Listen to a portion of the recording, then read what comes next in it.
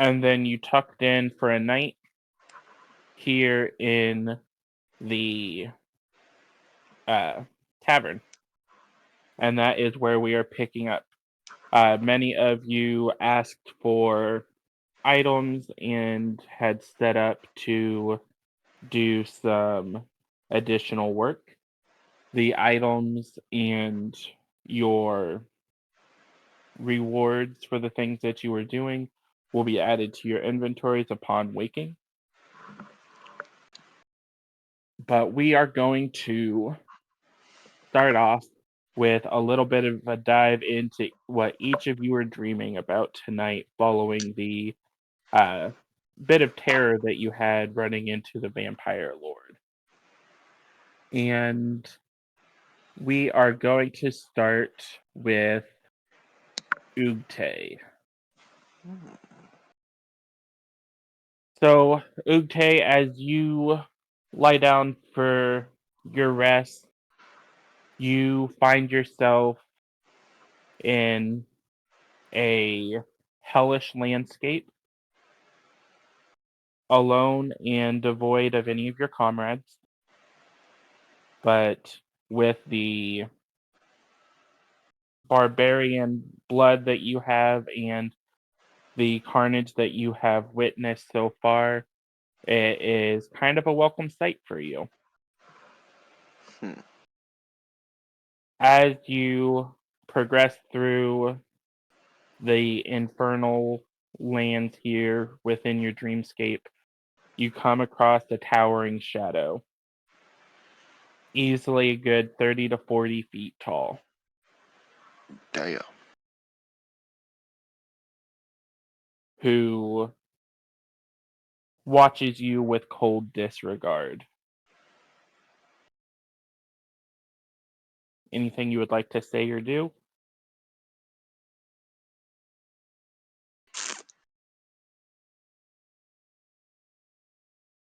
You said this thing's like 30, 40 feet tall?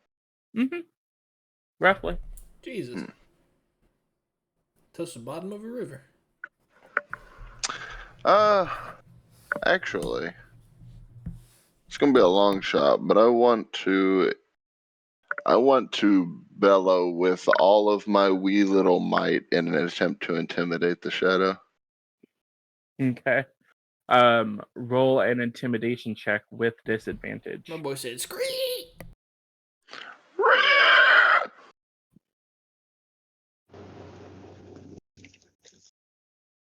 What the fuck? Ooh. It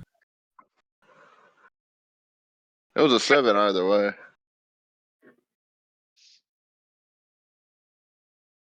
How? As you basically swaw at this overlooming shadow, Squaw! it bends down to regard you. As it gets closer, you can tell that it has a bestial face and has multiple horns sticking out of the top of its head. And what you are looking at right now is a devil of the infernal hells.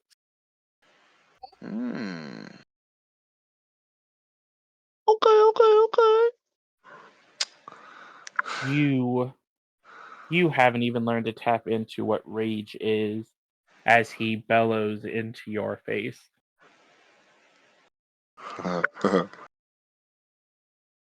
If that's the case, you about it then? What was that? You broke up. I said, if that's the case, then you want to show. Do you want to show me how to tap into it, or Roll an persuasion check. persuasion? Alright. Able to cast guidance or anything since he's Nah. free? Nice dream world, boys. I got a 14. What's in it for me, little bird? Hot tool. Anything you have in mind specifically, or I want to see carnage. You see the lands that I hail from. I want to see more of that where you are going. So your dreams MCU canon. uh, I Carnage is kind of my specialty. It's kind of what I do. Then I look forward to seeing what you can do, and I look forward to seeing how I can best help you. But I want to see an example of what you have to offer before I show you just what I have to bring to the table for you to see if my time is worth it. And as he says those words, he vanishes into smoke, leaving you alone in this infernal landscape.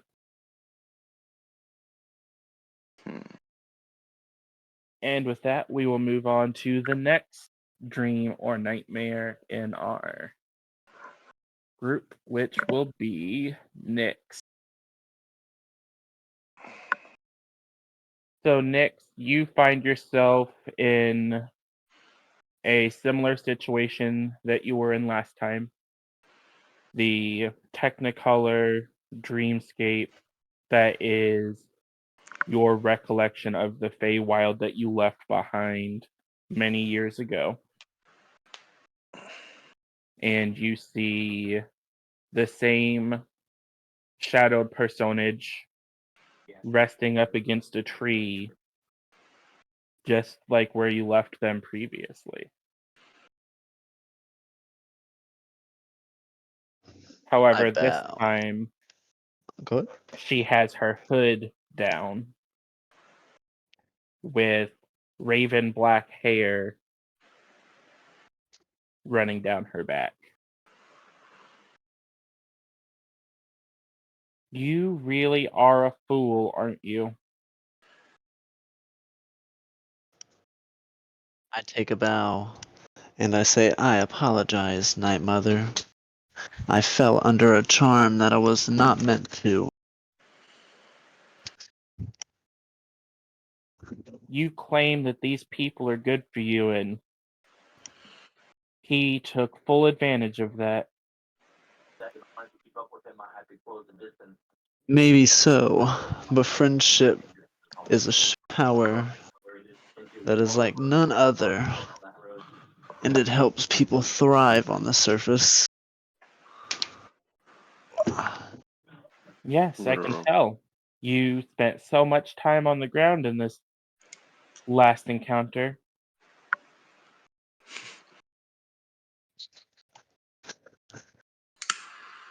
Very true, but at this time I am still weak. I need more time to grow my shadow leaf, and then I shall not fall. Well, maybe if you spent some time relying on yourself instead of expecting everyone else to hold you up, you might actually be able to accomplish something.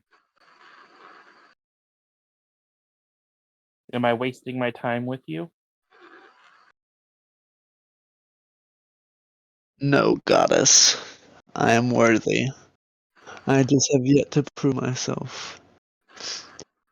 Ooh. As those last words leave your mouth, a ball of green and purple flame hovers in her hand.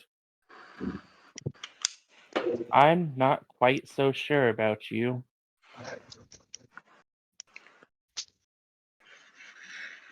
Only time will tell, and the shadows may provide. And I'm not quite so sure that there's enough time in this world for you. And as she finishes her words, she throws out her hand, sending the ball of flame towards you. I open up my arms to accept the flame. And as you do, you feel rather than hear someone running up behind you. And as the fireball is about to impact your chest, you feel yourself pushed out of the way for Toby to take the hit for you.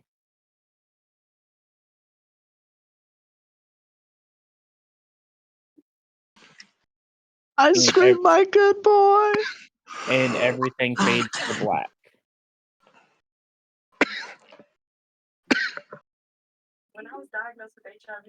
I say it sounds like someone's dying over here. Not my good boy!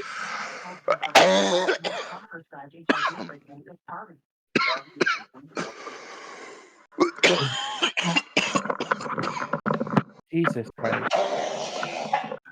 Oh my god. Good lord.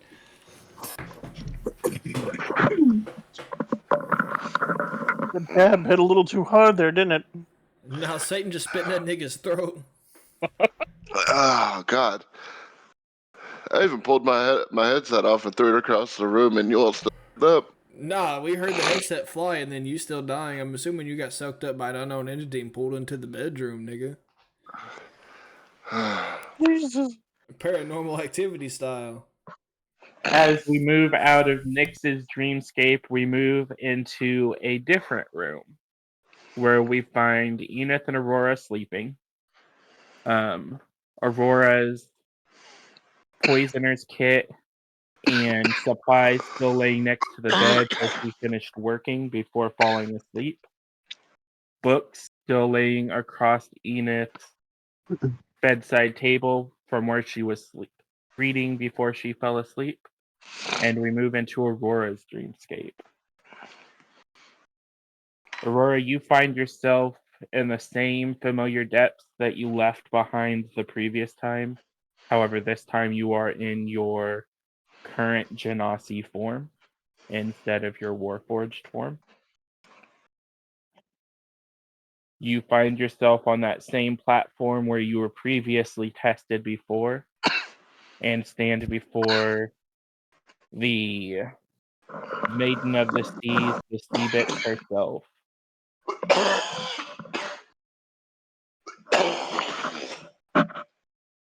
Jesus Brother, Christ. mute your mic.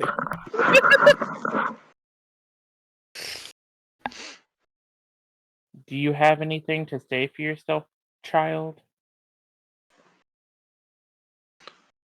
I am very sorry I tried to talk to the birds.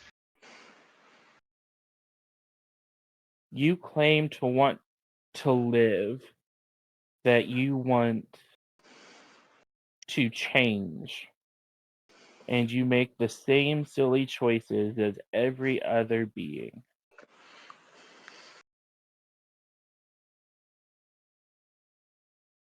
I could talk to the birds better. Yeah, I'm sorry. I'll do better next time. I learned my lesson on that. You are about as worthless as the sand at the bottom of this sea.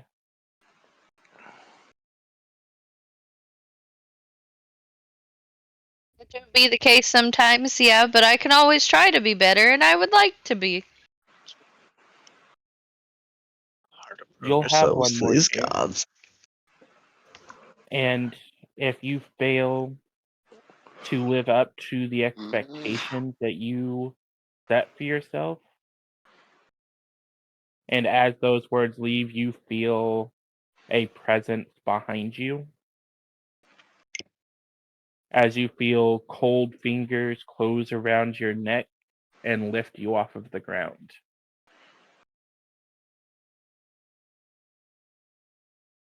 Unlike what happened before that left you in that form, I won't be so kind, child.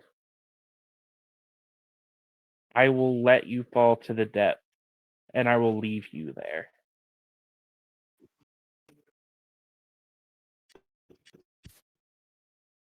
And Struggling with breath and say, yes, ma'am. And as you finish saying that, you're turned to look into the face of your previous warforged form, holding you by the throat.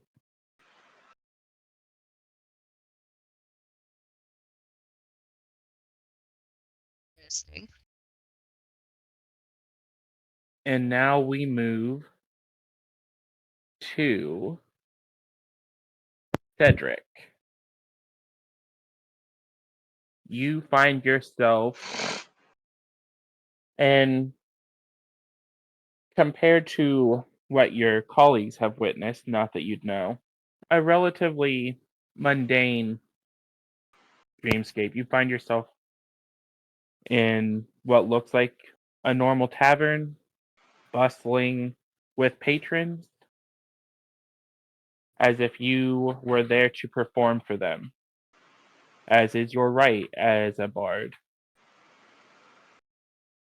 And the only person in the room paying attention to you is a woman with fiery red hair and brightly colored clothes, sitting near the foot of the stage.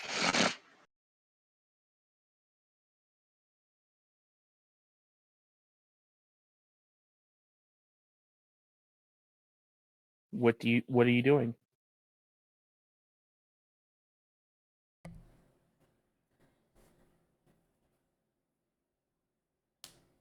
If you're talking, you're muted. Is this supposed to be me? Yeah, this is you, Cedric.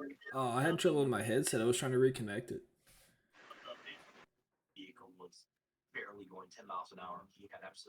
So did you not hear any of that? No. So you are in basically a busy tavern setting in your dream, and only one person paying attention to you, everyone else disregarding you. Okay. Okay. She has fiery red hair and is in bright attire, and she is watching you with a calculated stare. Am I? I'm assuming I'm performing. Yeah, you're on the stage. Got you. Uh.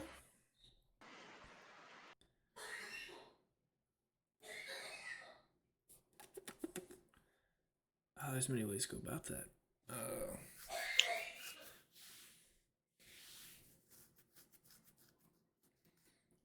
I want to continue playing my set and finish the song that I'm on, and then I'll call it into my show or an intermission and head to the bar. Okay. And as you do, she slides into a spot next to you and pushes a drink in front of you. You're amusing, you know that? I might have heard that a few times. She grins a little. You claim to be a bard, but what do you have to show for it? Ooh.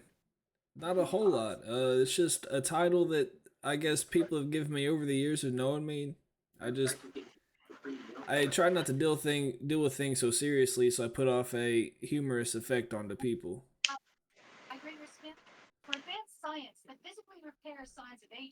I'm intrigued to see what stories you might have to tell. Maybe we'll see each other again. She throws back a shot of whiskey and moves away from you, leaving you to your thoughts and your drink. Sounds about right.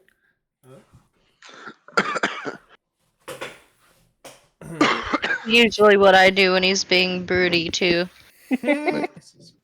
Makes sense. Next, we find ourselves in the dreamscape of Garbin. Mr. Crab. You find yourself in a glowing white hall. Marble floors, marble pillars.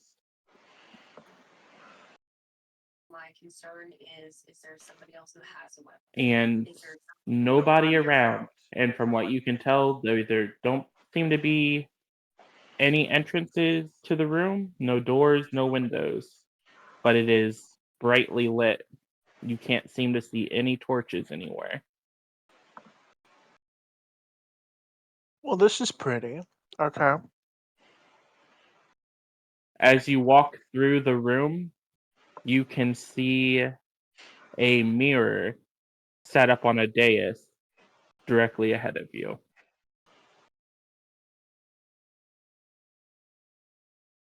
Well, I'm definitely going to walk up to the mirror. What else am I going to do? So as you approach the mirror, it shows you as you would expect. However, it doesn't show your surroundings. It shows a darker companion to where you're currently at, with dark reds, blacks, a little more ruinous than where you're currently standing. And the reflection of yourself is a little more twisted appearing than what you are. You stand there in your plate mail while he stands there in rags.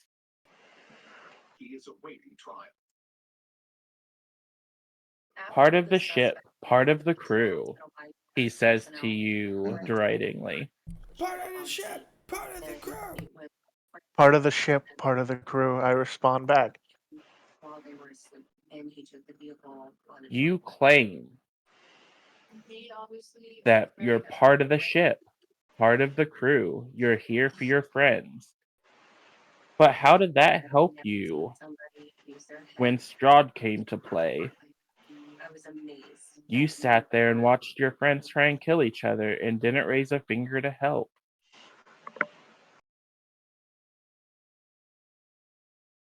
Part of the ship, part of the crew.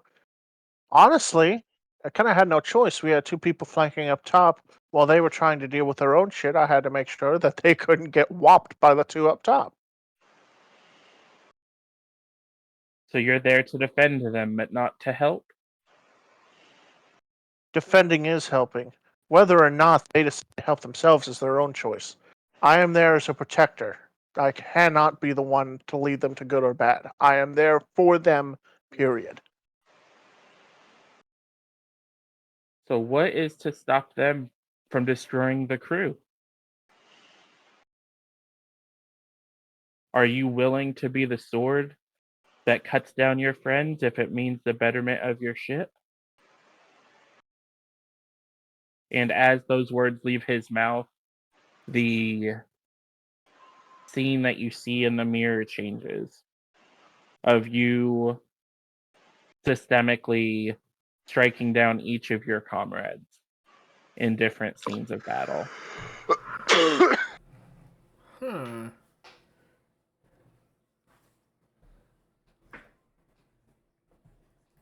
Part of the ship, part of the crew.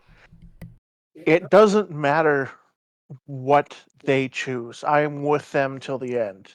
Whether or not they choose good or evil, I am there for them, period. So if they choose, I go. I cannot cut them all down at once because that's the crew. Part of the ship, part of the crew.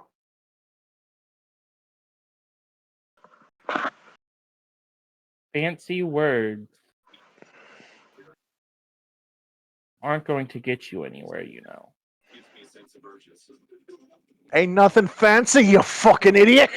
I start shaking my fist at the mirror. At some point, you may have to make that hard decision. Are you willing to spill their blood if it means saving your friend?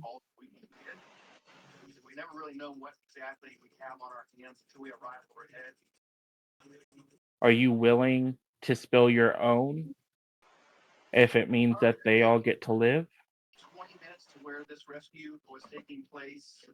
Part of the ship, part of the crew, part of the crew, part of the ship. That's my only response. As those words leave your mouth, his face breaks into a grin larger than it should be able to, and the mirror shatters.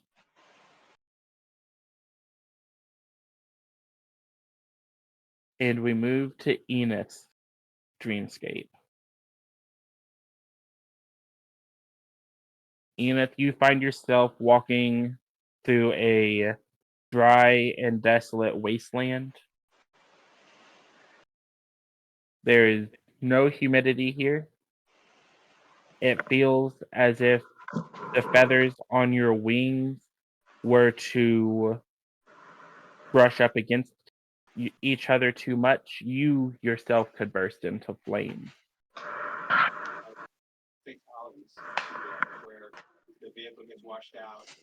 As you walk across this land, you come across a bespectacled man sitting on a stone reading a book.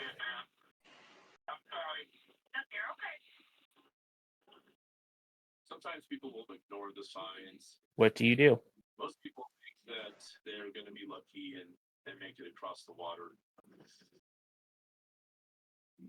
I continued to the location and drove as close as I could to the center of the creek. Are you asleep, Haley? No. Water was moving pretty fast. So what do you do? No. I've been muted. So there was navigating in and around the canyons. What are you doing? To the top of the lakes area. We don't know what we have at this point. I've just been waiting on you to tell me what I was doing in my dream. Yeah, that's where we're at right now. So have you not Okay, been I paying didn't. attention? I've been trying. I might have dozed off for a second, but I've been looking at the map. Yeah, say the map has nothing to do with your dreamscape. Okay, say it again. I'm so sorry. So you find ahead. yourself walking across a dry and desolate wasteland. Okay. It is so dry here, there's no humidity, and it feels as if the feathers of your wings were to make too much contact with each other that you could burst into flames. Oof. As you walk across the landscape, you see a man sitting on a stone reading from a book. What do you do?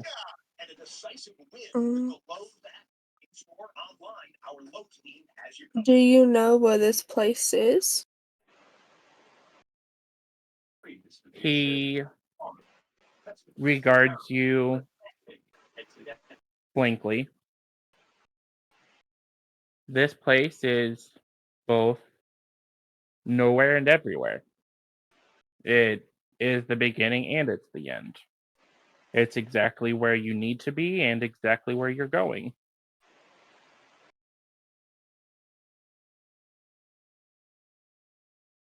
As a scholar, you seem to pride yourself on the knowledge that you have. But you take the actions of a child.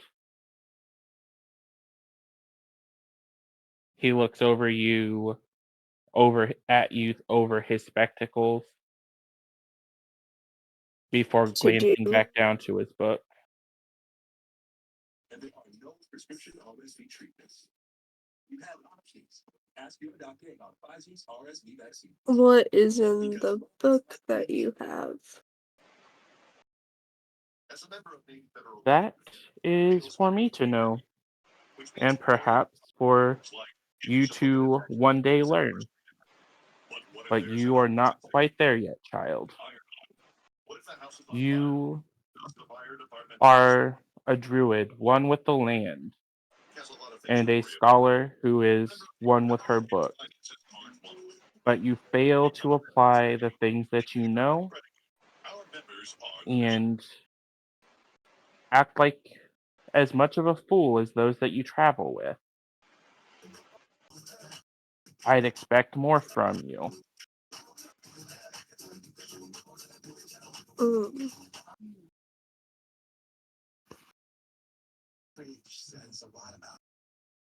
My party is still getting the grips of ourselves. We have been through a lot. He closes his book and stands, and as he stands, his shape changes. He is standing in regal robes, and instead of the face of a man, he now has the face of a hawk. The world has been through a lot, and like your party is full of fools, I expect you to guide them to make wiser decisions. You are not in a place currently where you can keep falling back on these childish excuses.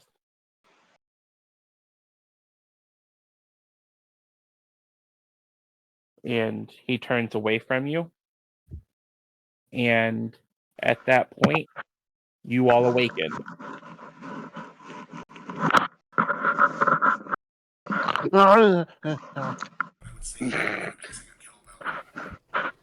And for one of you, this is going to be a pretty tough moment because Nyx, as you awaken, Toby has been asleep on your bed Oh no. and he is not waking up. Oh no. Oh no! I try to wake my good boy. Like, you can tell that he's breathing. You can tell that he is still alive, but he is not waking. And the little bit of interaction you hear from him, he is whimpering in pain. As if the pain that he took in your dream has impacted him in real life. No. Alright, well, can I try to do an arcana check to see if I can notice anything wrong with my boy magically? Go ahead. Oh no, 10 plus Would I 1 be is able to 11. cast guidance? Let's put it this way: did you shout "Oh my God" or something? I did. Okay, My so good since I boy. woke up, I'm gonna try to go into his room and be like, "Oh, what's wrong?" And then, You're in the same room as him. okay, so yeah, I'm gonna cast guidance on the bitch. Okay, so add a d4 to your roll.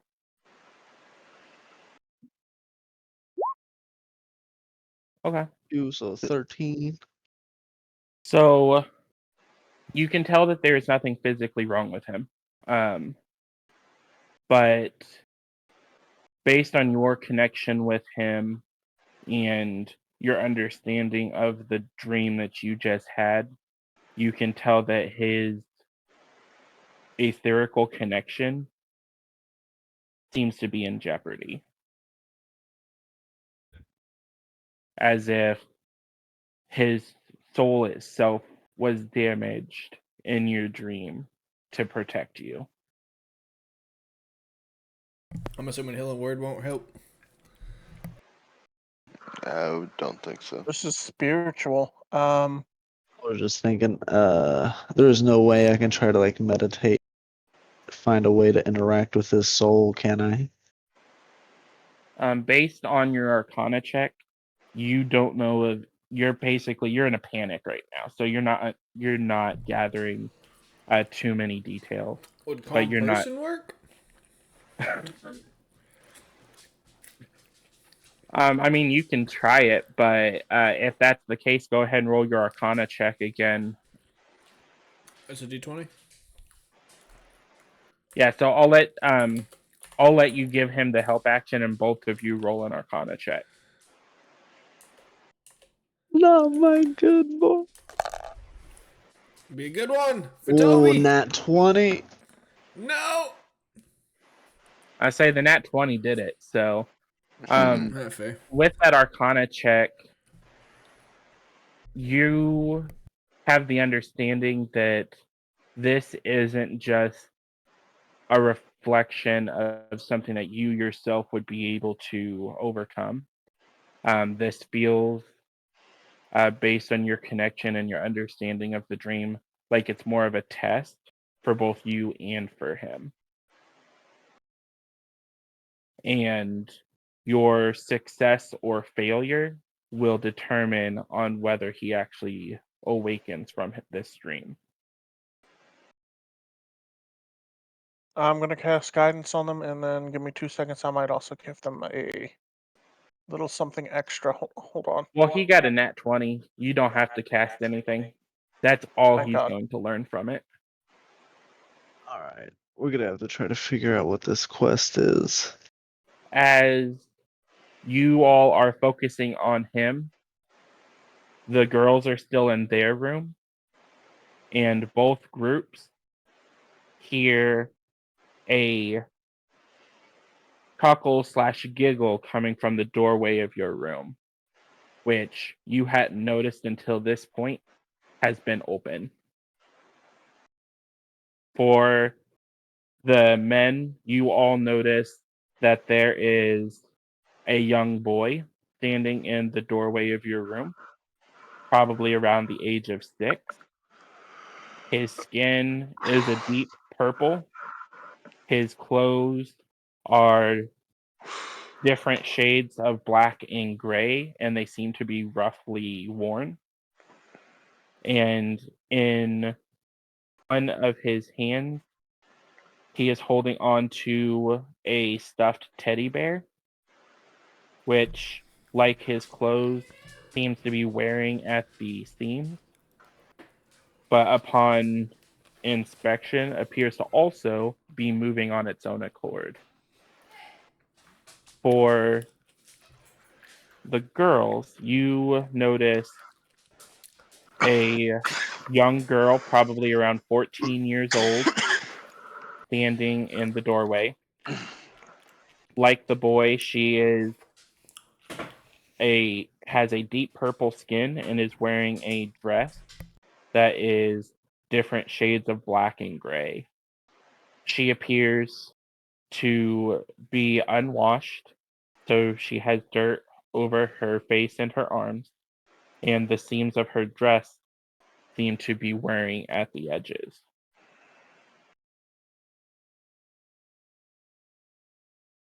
Oh, looks So I like want they to did address it. baby Thanos. They're awake. They're awake. You said this kid was laughing in the doorway. Mm-hmm. Alright, so I turn around and I wipe the tears from my eyes and I put my hand on my sword and I say, "What is your purpose, boy?" Purpose? I'm just here to have some fun. And as he says that, he runs off down the stairs. My boy sees a different ethnicity and he immediately grabs a sword. I look to my team and I say, "Do we follow?" Nick said, "Be careful. I don't trust this." It That's seems why I like You a look say, really just "You good got Don't it." idea. creepy. follow some random kid either.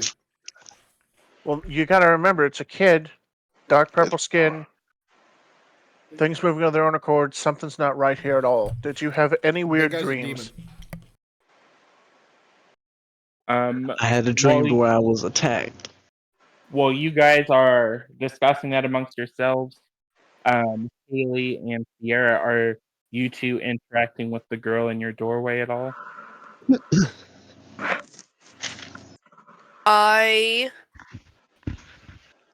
grab my book from the nightstand and make a quick note of her appearance in the back. Okay. And Aurora, are you doing anything? Just stare at her until she leaves. Man, that's What if she doesn't? I also don't want to Fucking interact. weird when they just like pop up out of nowhere, especially if they're giggling and shit. Nah. Yeah, I also don't want to engage. she tilts her head to the side and regards you both. That's sad. He's having more fun than me. He said Yeah. you guys would be more fun. And she stomps off, throwing a tantrum. See, I No. told you. Fuck those little kids. Kick See, I I go don't- into the boys' room and tell them what the fuck just happened. And I don't think that the he that she was talking about was the other little kid. I think she's talking about somebody else. I was gonna About say we're gonna tell you about the boy, and then oh, they both have the same clothes, same type of skin. Did Nick said you got attacked in your dream? I had some very weird dreams as well. Who else had some weird shit happen? I went to hell. had some weird stuff happen, yeah. It was a little wakey uppy time. Wake up call.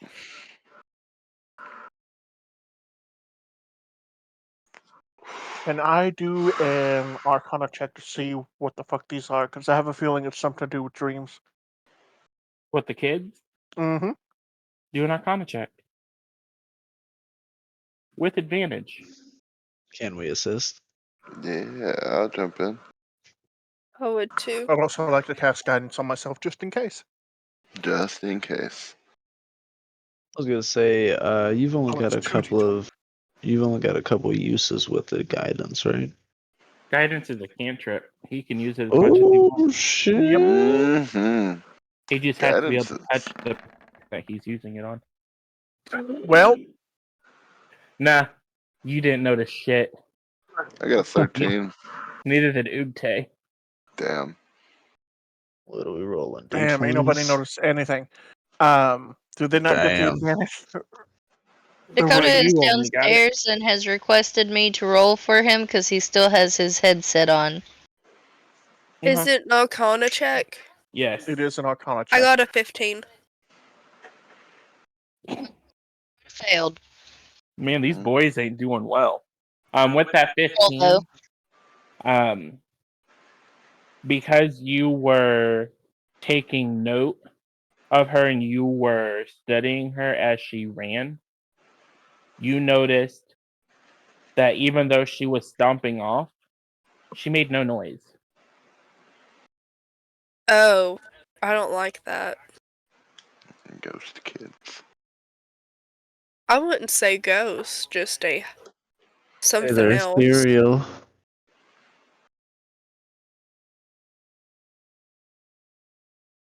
Yeah. You gonna let us know, or So, as you all are sitting there discussing this, you hear someone yelling from downstairs. Hey, are you guys alright up there? I hear a lot of commotion going on.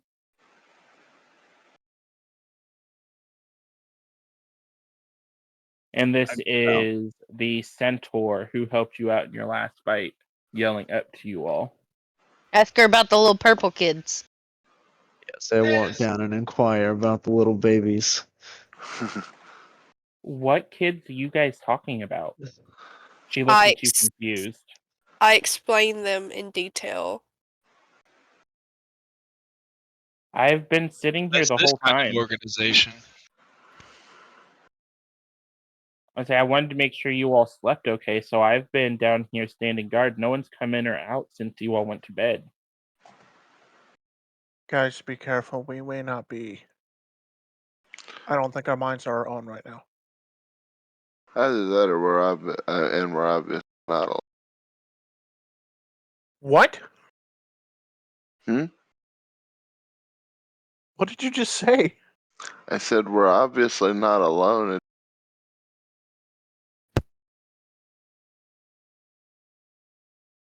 You're still cutting in and out. What the fuck? Let me disconnect and reconnect real quick, see if that helps. Sorry, the first time I just heard I maybe heard Aurora, but that was it. What the I never actually mentioned that. Give me one. Or am I still cutting out? You're better now. That's fucking weird. As you all are sitting here discussing this with Lurza, Leonid walks in with some of the supplies that you all had requested from the shop the night before. You're all up awfully early. Is everything okay? No, it's not. We all had some very weird ass dreams. Some purple kids that apparently don't exist. We all just happen to mass hallucinate, so that's obviously not a hallucination. And at this point, I don't think I can trust any of you motherfuckers. But what I am going to say is, we're going to need your help, and we need you to tell us anything you know about any form of entity that would fuck with our dreams. Mess with your dreams. I mean, I can take a look at some of the books I have back at the shop and see what I can find out. But you said purple kids? Yep, purple kids in rags. Little Thanos. How many of them? What did they look like? Can you all give me a description? They were two children. One about 14, the other 8, I think. You telling me you can't recognize a little purple kid running around in potato sack? With a teddy bear that moves on its own. You have many purple kids? You never know around here. As that comment leaves your mouth, Aurora, he kind of looks at you with a sideways glance. We have a lot of different colored people around here, like the strange blue bitch who just came into town. Nix, I'm about to take you back to the hotel room. We can't be in this conversation no more.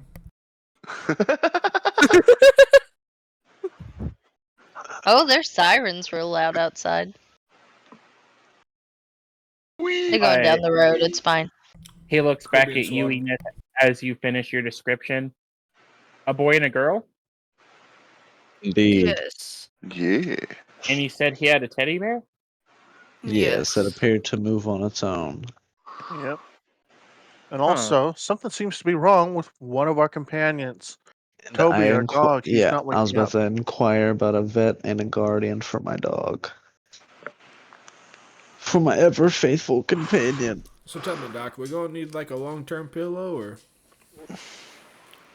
Well, as far as a vet, don't know if I have anything, if we have anyone here in town who would be able to help much outside of farmers who have to take care of their animals, but based on your description of what he's dealing with, doesn't sound like it's anything they'll be able to help with.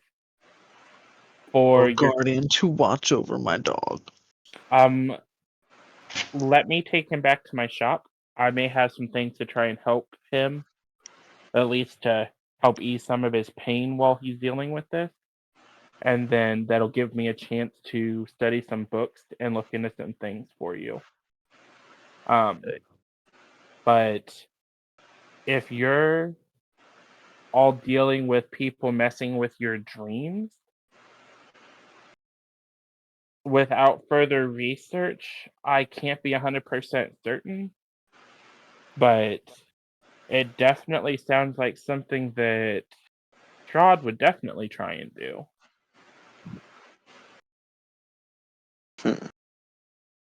Leonid, I have a question for you. How much gold did you take from our companion, and which companion did you take it from when we first met you? He kind of looks at you like you're dumb, and then looks at Aurora, and then looks back at you. Got about 50 gold off of her, and it was an easy mark. Just checking. Okay. Like I said, I don't trust anybody right now. I She apologize. rolled like a 4 on that check, didn't she? I think it was a 1, yeah. Yeah. Damn. I remember it being something super bad. I was like, oh, well, fuck me, I guess. But while I look into this a little bit for you, Lurza, do you mind taking them by the alley to see about getting them some supplies? I think based on what they're dealing with, she may be able to help them. Guys, I just have a really bad feeling, and I want to use a spell slot to detect evil and good, but I don't know if I should waste it, and I don't know if we're gonna need it later. I don't know. I'd save it If for it now. fails, I have it too, and I can use it later. I was gonna say, dude, like, I need a vote from you guys. Do I use it or save it? I mean, we got two, and I have a Mystery's bunch of part of the spell fun. slots. So, This is but for I the do fun. Okay. agree, the mystery is part of the fun to an extent. But I also get the anxiety because I'm creeped out too. The kids immediately set me on edge. Well, we all woke up at the same time. Like, I don't Because trust there were those kids kids. screaming at us. Yeah. No, they were just watching you Laughing at sleep. us. Yeah, and Oh, then we that's all even woke up. We had weirder. I Yeah, I don't was gonna like that. say, yeah, Yeah. who wouldn't wake up to that? Who's comforted by Well, I was child about to laughter? attack this child. Don't be laughing. And Back they I didn't mean, to make be noise when fair, they left. Like, I don't trust it. I think we're all still asleep. That's just me. But I I digress. feel like we're Let's keep definitely going. awake. here's an idea. We wouldn't be in a shared unconscious dream, I don't feel like. Not this early. But a way to disprove that as well, potentially. Because if we're all in the same, like, mass hallucination, what if it's just the building? Like, what if we go outside and it's all normal? Are physical persons or dream Yeah, cells? physical persons. Well, if If what Dalton's saying is we're currently in a dream state, we can't take our physical bodies outside. that's what he's trying to fit, he as such. I'm saying that you could test that by trying to go outside. Ah, fair. Yeah, never mind. I got you. It's a Seeing if possibility. that's into the I simulation type shit. yeah. But since you guys say don't use it, I'm not going to use it. But I'm just anxious, so I'm always anxious. So let's just go. I say, as you Wait. all are discussing that, Leonard Inside. goes over to the bar to talk to the barkeep. Eric, can you have one of your boys go upstairs and get his dog? Bring him by my shop. I will cover all the costs. Just bring him by my shop so I can take a look at him.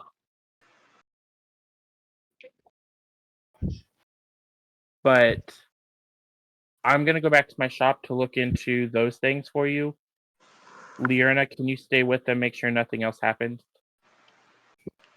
And he walks out the door, leaving you guys with your centaur bay. Be a dummy, mommy. She better. She's mine. Back off. She... Was all you fuck the dragon, fucking icing, fucking I will let you all get a chance to eat. With everything that's going on, I'm going to take a look around to just make sure that nothing strange is going on. Whenever you're ready, if you want to, go ahead and meet me over by the general store across the street, and we can get you guys over to some of our compatriots to see about having you prepared for what is apparently going on here.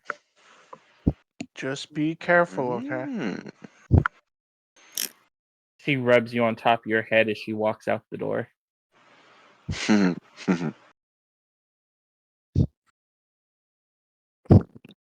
So as she leaves, Eric also has one of the maidens bring over some bread, some eggs, and some sausages for you guys to eat, as well as like a carafe of milk and a pot of what smells like really strong coffee that probably steeped for too long. Wake up juice.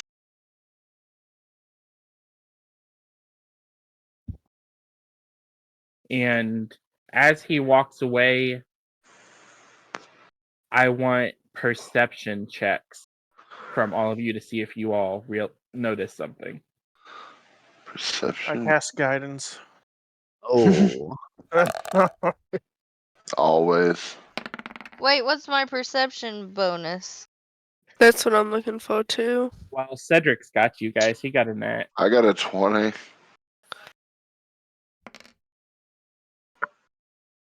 I got a 16. 11, 14, 17 on my front total. So anyone who rolled, I say this was an easy roll, because it's something that should have been obvious to you. Anyone who rolled higher than a 10, Damn. you notice that while you were asleep, the window's been replaced. That quick? Yeah. That quick? Sleep. Come on.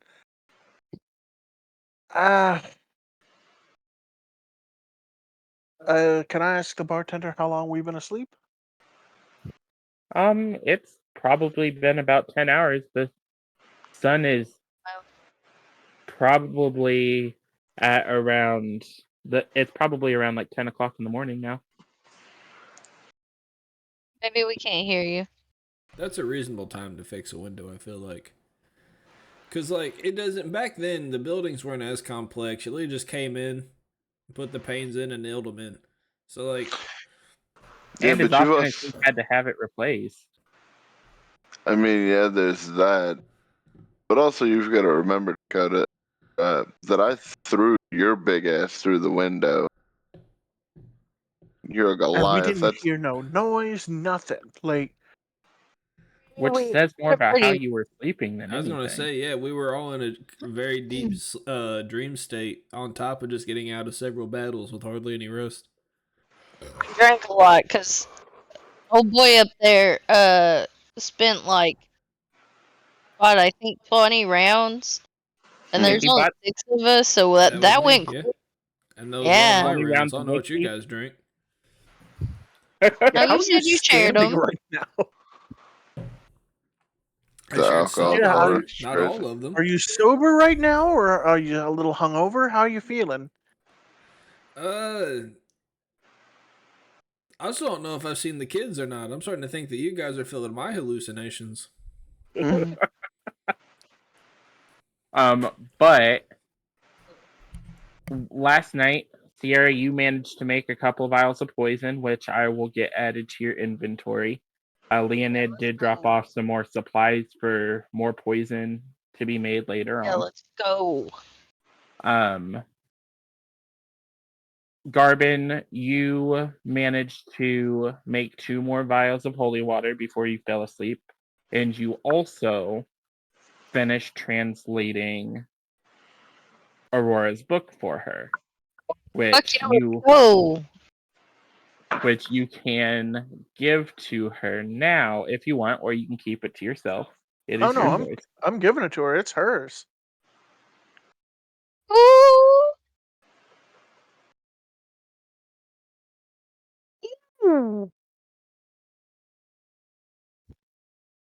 Evan. So what happened? So Garbin translated Aurora's book for her last night. Yeah. And this book, once translated, can be used to teach a character how to use the revivify spell. Upon being used in this way, the book must recharge in moonlight for 7 years before it can be used in this way again. Jesus. What if I cast Moonbeam on So it? it's essentially, yeah, it's I, essentially one-time use. Yeah.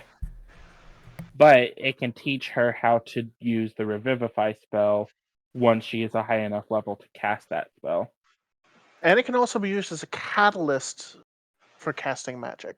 Correct. So, how would that help her if she used it as a catalyst? That's what So I was gonna basically, ask, she wouldn't need like a staff or her holy symbol.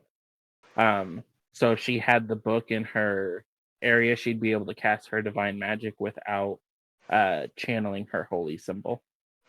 It's hanging out in my inventory. It's like in my bag or whatevs. Correct. Dope.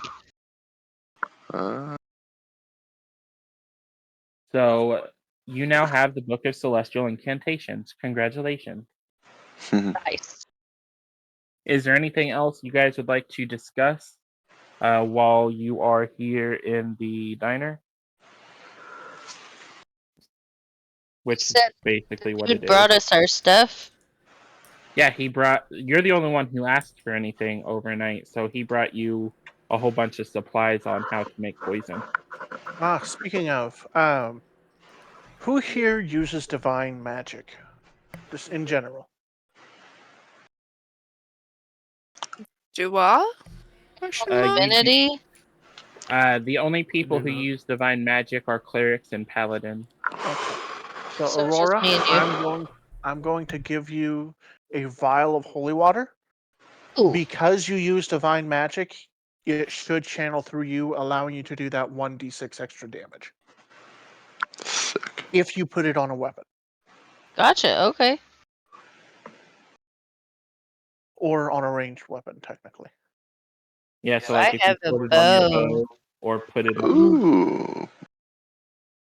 It can't affect your spells, but it can affect your weapons. So I'm going to give you one, so I'm down to 3 now. Or you can use it like basically a holy water grenade. It only lasts for 1 turn as a grenade, but it lasts 10 turns as a buff on your weapon. Dalton's like, I'm not telling you what to do, but this is what you should do. No. And I do appreciate. No. I wasn't judging. I appreciate that. Like it was. I liked that. That was cool. Thank you. So theoretically, with that 10 arrows. You're talking in code again, brother. Motherfucker, why? So since the holy water has 10 charges, would that be 10 arrows on a ranged weapon? Correct. Pretty much. Okay. It lasts for 10 turns. So if you don't use it during one of those turns, it's going to only last so long. It also will not affect anybody who doesn't use divine magic, because it has to be channeled through that person. Oh yeah, no, I understood that. I was just trying to clarify. Yeah, second it's on, the timer starts counting down. It's got 10 turns of use, that's it. Oh, okay, cool. It's good to know for the future. Yeah. So you all finish up your food. Is there anything else that you want to discuss before you, as Ugte would put it, attempt to leave the tavern? With that assumption, no, I'm just hitting the door. Like Just- actually punching the door? Yeah. I'm kicking the door open with my forehead. Okay, make an attack roll. Oh, come on! Heard. They just replaced the window! Watch him miss. Nah, hit, one. Watch him crit. I think Damn, critting baby! would be funny. What'd you get? He got a Wait, what fucking was I rolling 18. He for? pretty much crit. You were rolling to Headbutt the attack. door. So you're doing an unarmed attack, so it would use your strength modifier. Which is still not great. That puts me at 21 though. So yeah, so you manage to kick the door open, and you do 1d4 damage to the door. With my forehead. Roll for damage. So with your forehead. I headbutt the door open and knock it off the hinges. In my Well, you gotta hungover do your state. damage. 1 hinge. There's Talk only a about a D4. You also take 2 points of bludgeoning damage for headbutting a door. Nice. Good job, dipshit. I'm gonna, as we're walking out, I'm gonna turn to the barkeep and go, sorry! And just keep walking out. He just shakes his head at you guys as you leave and continues to clean glasses. Should really be an L limit in this town. Ooh, we changed maps. Scott needs an update.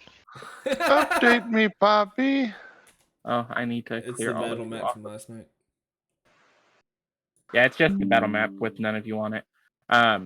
So as you all walk out, it is a dreary day. The fog is hanging close to the ground. It is an overcast sky, but you can tell that it is daylight out after the time it took you to eat. You're probably sitting somewhere between 11 o'clock and noon. There are more people milling about than what you have witnessed so far, but they all do seem to be kind of downtrodden and just kind of watching where they're going instead of looking around. As you all come out, I need all of you to make a perception check. Guidance. Guidance. I'm just going to assume if you're rolling a check that you're using guidance on yourself. Hell yeah. Nat 20. Wait, where's I my say, where are these perception? rolls at when you guys are about to get your butts kicked in combat? I got a 16. Better talkers than fighters. 11. I got a 14. Please don't charm me again. Did anyone? Who all got higher than a 15? Just Me. Me. just the two of you. Scott and I Okay. told you. So who got higher than a 10? Me. I think I got a 10. Let me see what my perception is. If it's a 2 or a 3. Okay. So It's a 3. for Yeah, I got an those 11. of you who rolled higher than a 10, all that you two saw was a glint of light go past you. For those of you who got higher than a 15, you make out the characteristics of this glint of light. What you saw go past you looks like a golden mechanical bird. And it streaked past you as you walked out and is going south down the road. And as that has your attention, Cedric, I need you to make either an athletics or a acrobatics check. Probably And go ahead and add a acrobatics. 1d4 to that as well.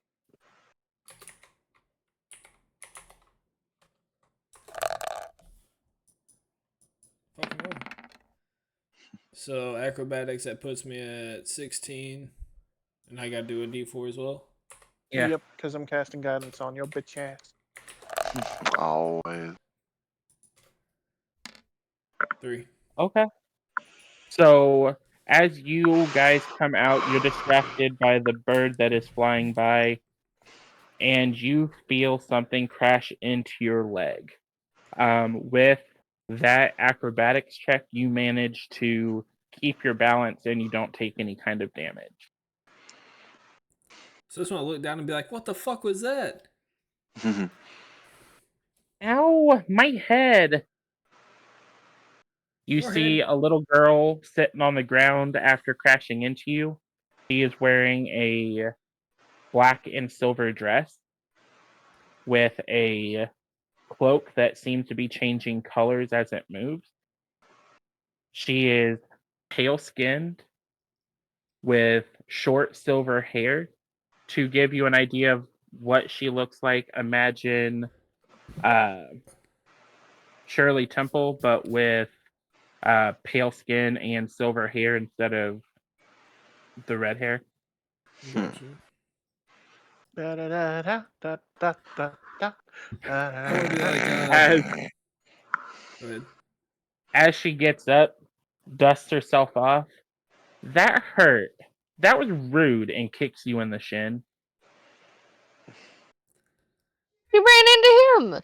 Now my shin, now the fucking knee too, you little cunt. She puts her Kick it. hands on her hips, looks up at you, and blows a raspberry in your direction before ask you. She stops in front of you, Aurora, looks you up and down. How'd you get that color?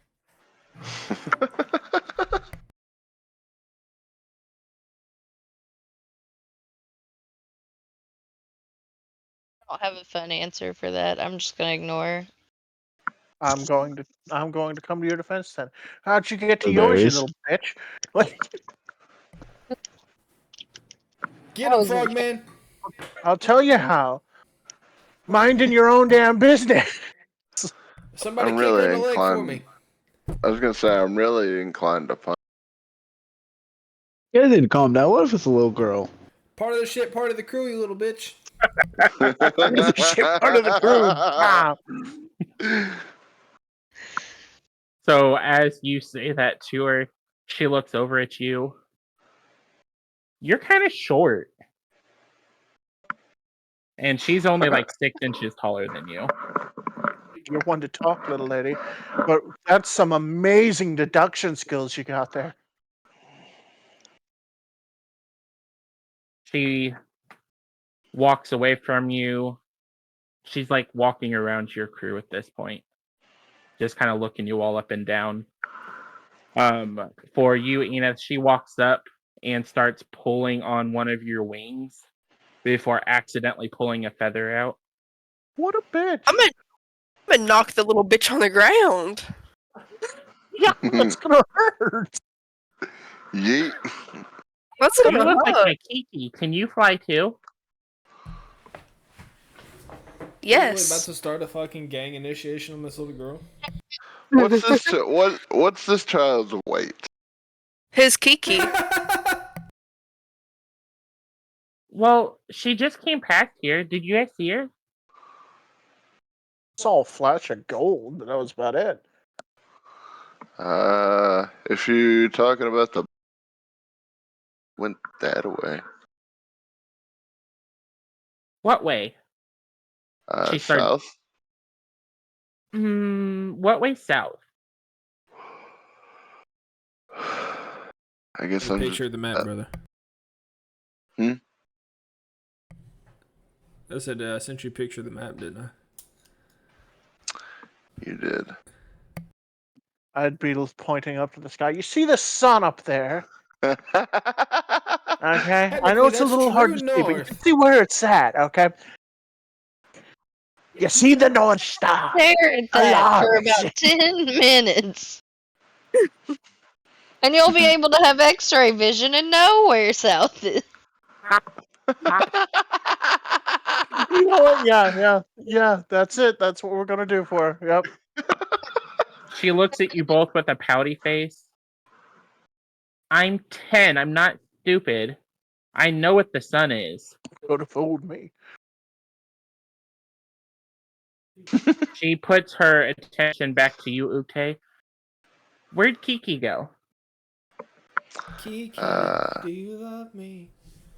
I would like to point Doesn't go to grade school for that. dead south and that way. Ooh, yay. So she takes off the bag that's on her back and leans into it. Okay, I'm going to go into automatic mode because I gotta go use the bathroom. Aurora, I am following you. I am at your command. That's not. I just turned dead That's face. So she has a backpack that you would expect for a 10-year-old to be wearing, but she, like, half of her body is inside of it. So Inside of she- the What? backpack? What? Yeah. So, So are you you guys- hanging out to Fresh. walk? Or is she Yeah, wearing so it you like a guys shirt? see. Well, she's got a dress on. Oh, she's got one of the bigger on the inside bags. Teleportation device, gotta be. Roll an Arcana check. What? Enith and Aurora, roll an Arcana check.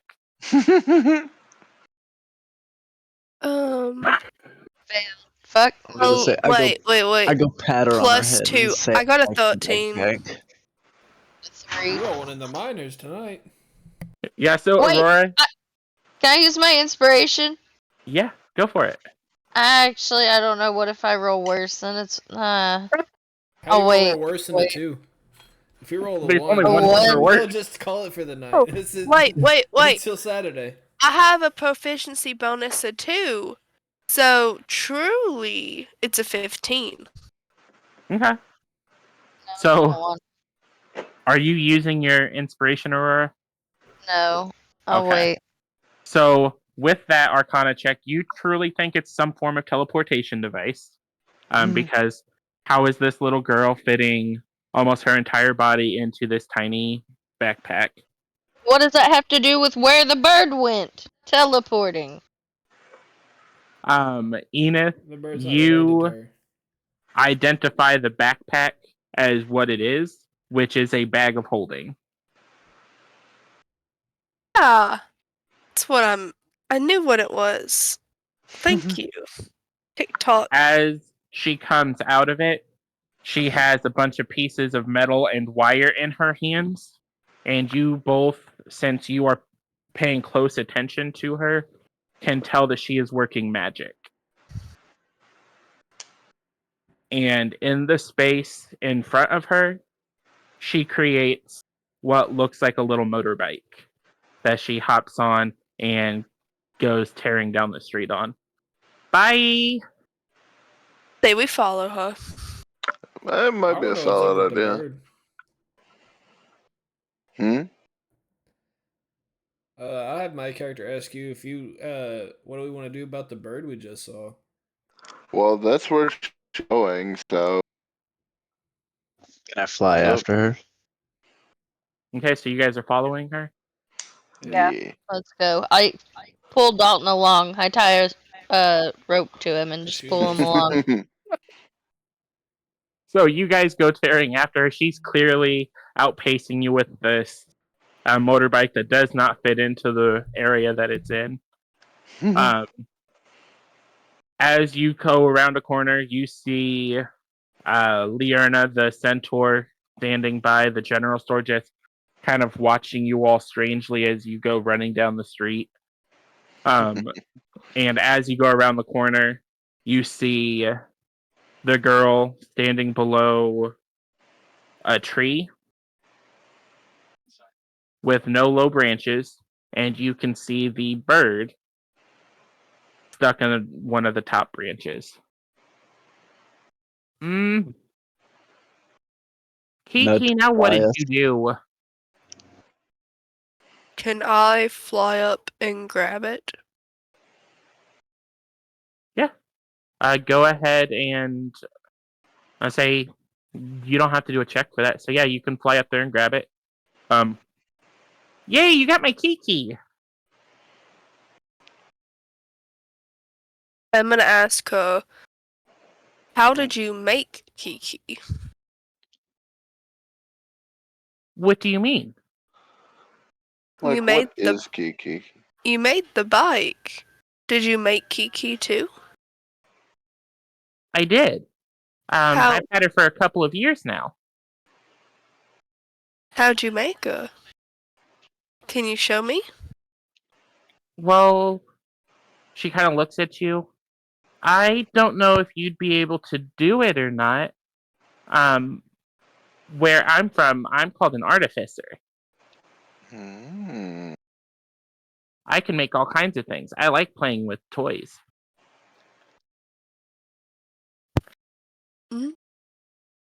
As she says that, she reaches into her bag again and pulls out more things like this. And you see the glow of magic in her hands.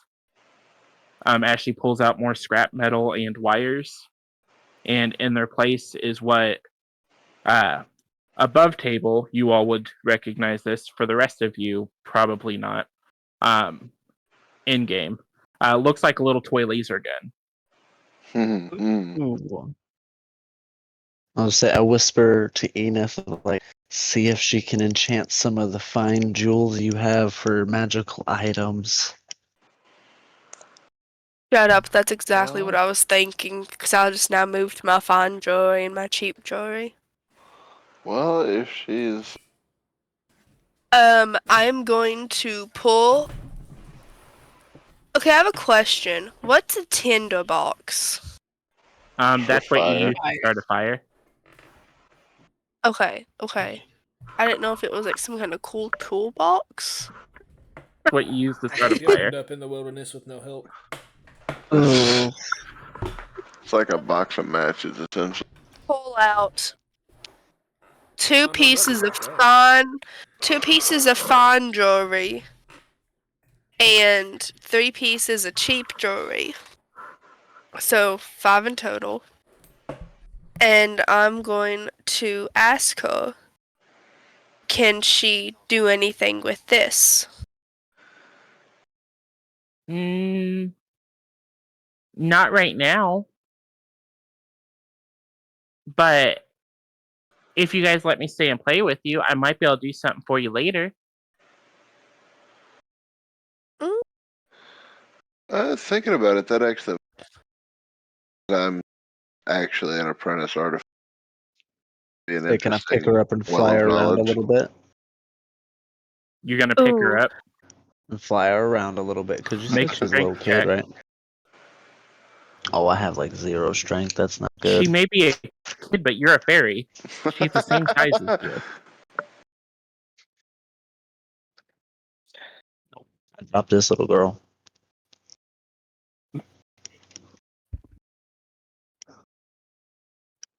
So Watch when what's she's that, 350. an 11? I got fucking 0 strength. So it's an 11. So as you go to pick her up, you get a couple of inches off the ground before you drop her. Ooh. Yikes. On her Damn. head, hopefully? Hopefully. Damn. So I should She have looks- asked about my height first. I thought I She was a looks big at you guy. with an angry face.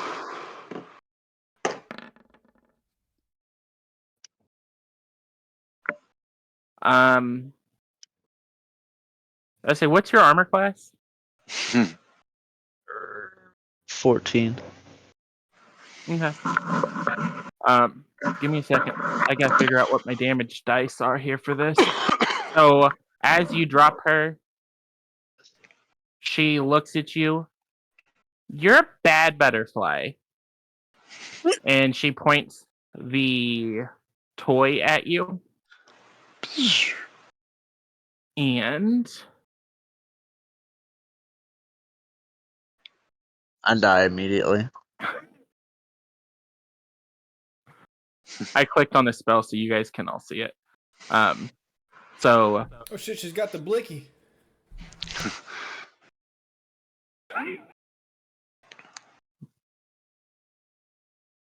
okay, so 1d8. That's not bad. Nah, you'll live. So you take 6 points of radiant damage as she shoots at you because you dropped her. What a savage. That's cool. Can you teach me how to do that? I mean, she looks at the toy gun. You can hold on to it while it lasts. I would say you probably still have about an hour left to it. Kill me, please! I mean, died. Do it right I'll now. never. Roll a dice, see what happens. Who are you attacking with it? Me? I You mean, shoot it- me right in the forehead. I bet I can bounce it off my noggin. Do you really want to do this right now? Yes, your dice rolls are ass. I bet I can do it. In the head, dude. All right, looks like I'm rolling. Okay. Got Dakota to be more 20. bard-like. Here we go. Yeah, I know. It's peer pressure. Like, I'm gonna fucking whiff this too. Do it. Net Damn! 20. You're dead.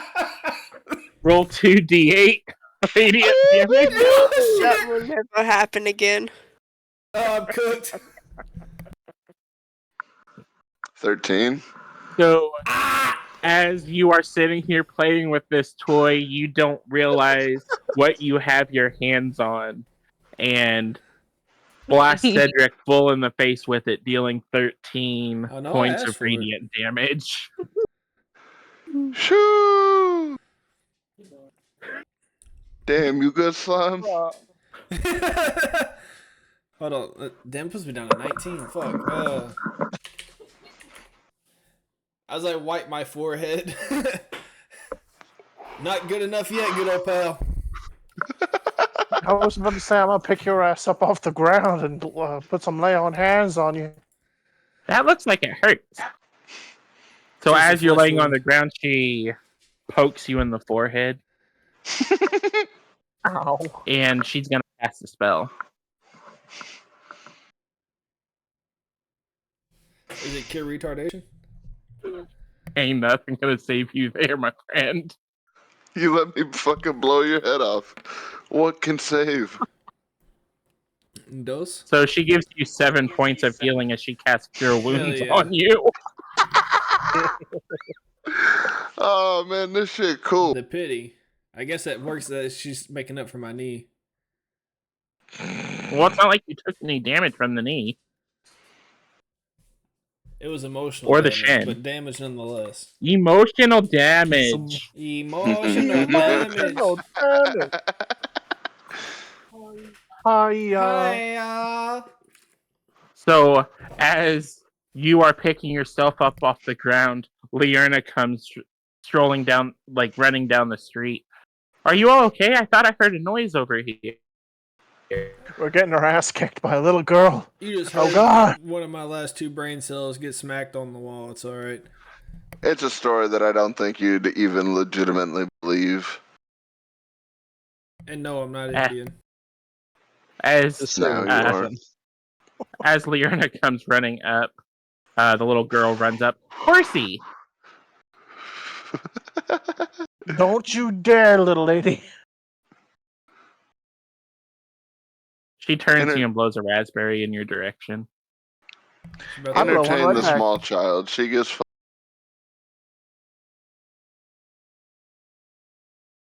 It's about to be Strahd's daughter. Watch this shit.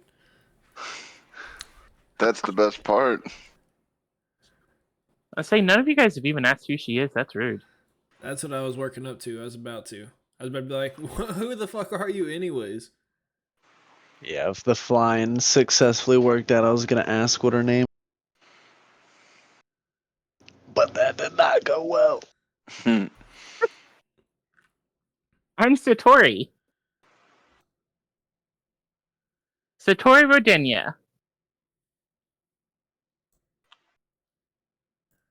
She said where she was from. Where's she from?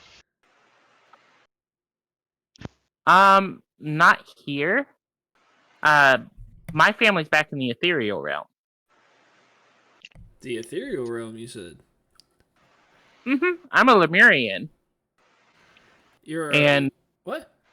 this What? whole time, she's had a circlet on her forehead. She moves it a little bit, and you see that she has a third eye in the middle of her forehead. I apologize for dropping her and reference the purple children to see if she has any knowledge of them. No, but I like purple. I like turtles. I like trains. I'm glad somebody else was thinking.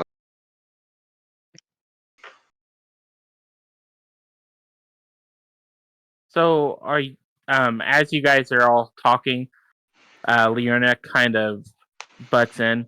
Are you all okay? Now, I was gonna say, you think you could heal up Patrick over here just a little bit? I think he still has a few bumps and bruises. Yeah, it'll be Ute's as a reminder. automatic forehead punching machine over there got some damage to me. She chuckles a little bit looking at the toy. Yeah, I'm sure it did. She claps you hard on the back and gives you 10 more healing with her lay on hands.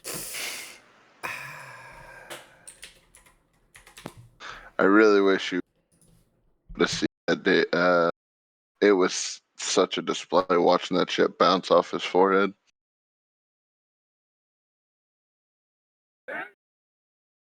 The little blast of light. And as this has all been going on, Kiki has managed to get free of your grip, Enith, and is now perched on top of Satori's head.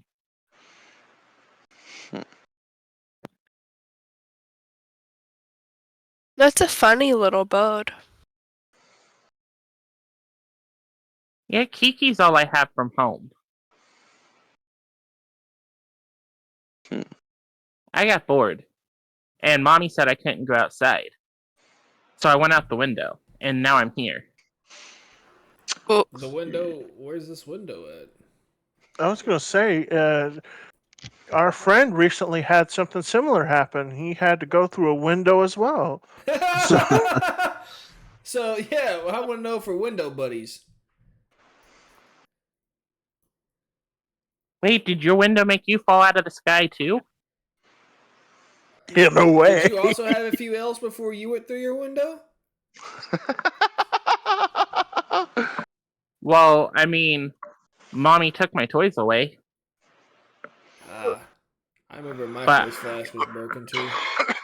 But I took some of hers too. And she reaches into her bag and pulls out a couple of daggers.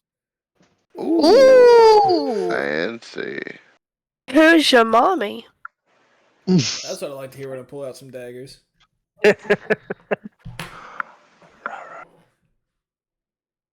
I don't think you'd know her, Try me. but I'm gonna show you guys her daggers though. Yeah, I was about to say, can she show us her daggers in So- detail? They're gonna be butt plugs. Her first Oh, one nope.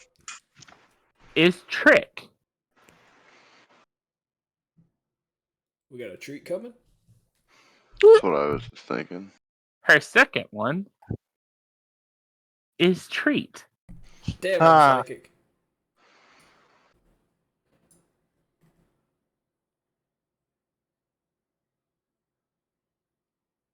Okay.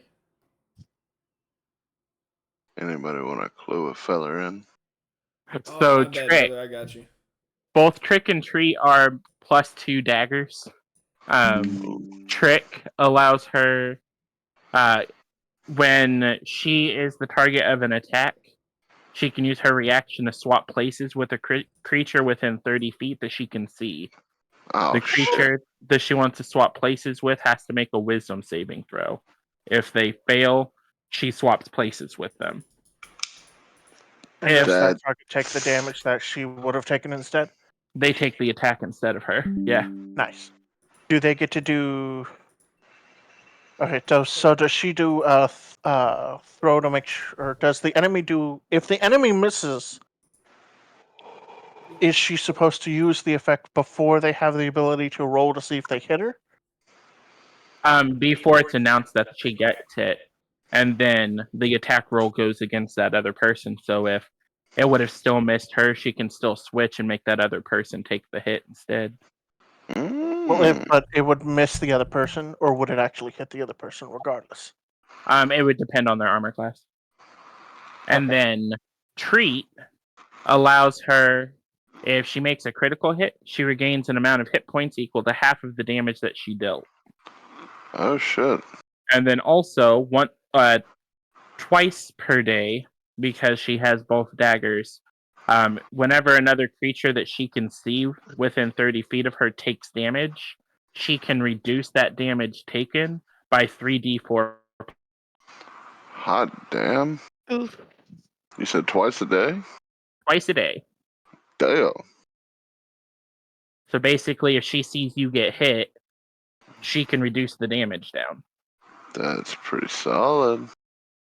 But also, if the other thing to keep in mind with Trick is if she picks a willing creature, so for instance, if she was about to die, she could trade places with one of the tanks to make them take the hit for her. And you can choose to fail the saving throw to take her place.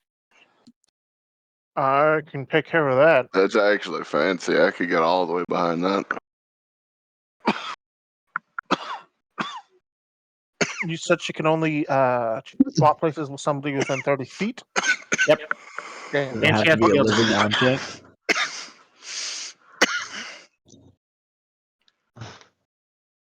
Does it have to be a living creature? She could be, It or has to can be a she like? creature. All right. So she couldn't swap with like a corpse like that. Correct. It has to be someone alive. But she could make enemies hit each other, or she could just have one of you take her place so she doesn't get hit. Fair enough.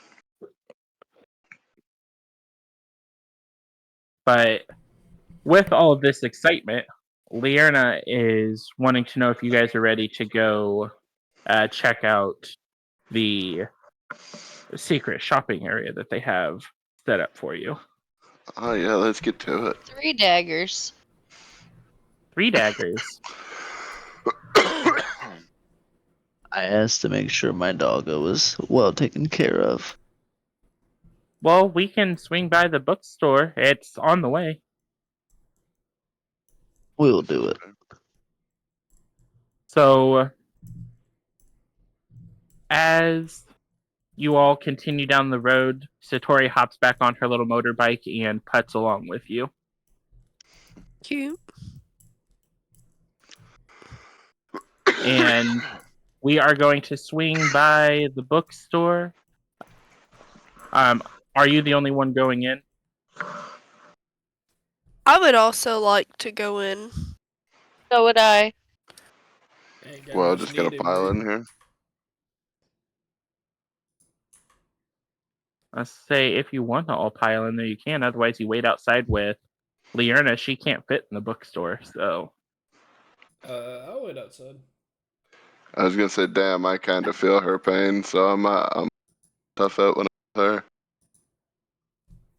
Okay, so while you guys go inside, Satori is going to set up on Lierna's back and wait for you.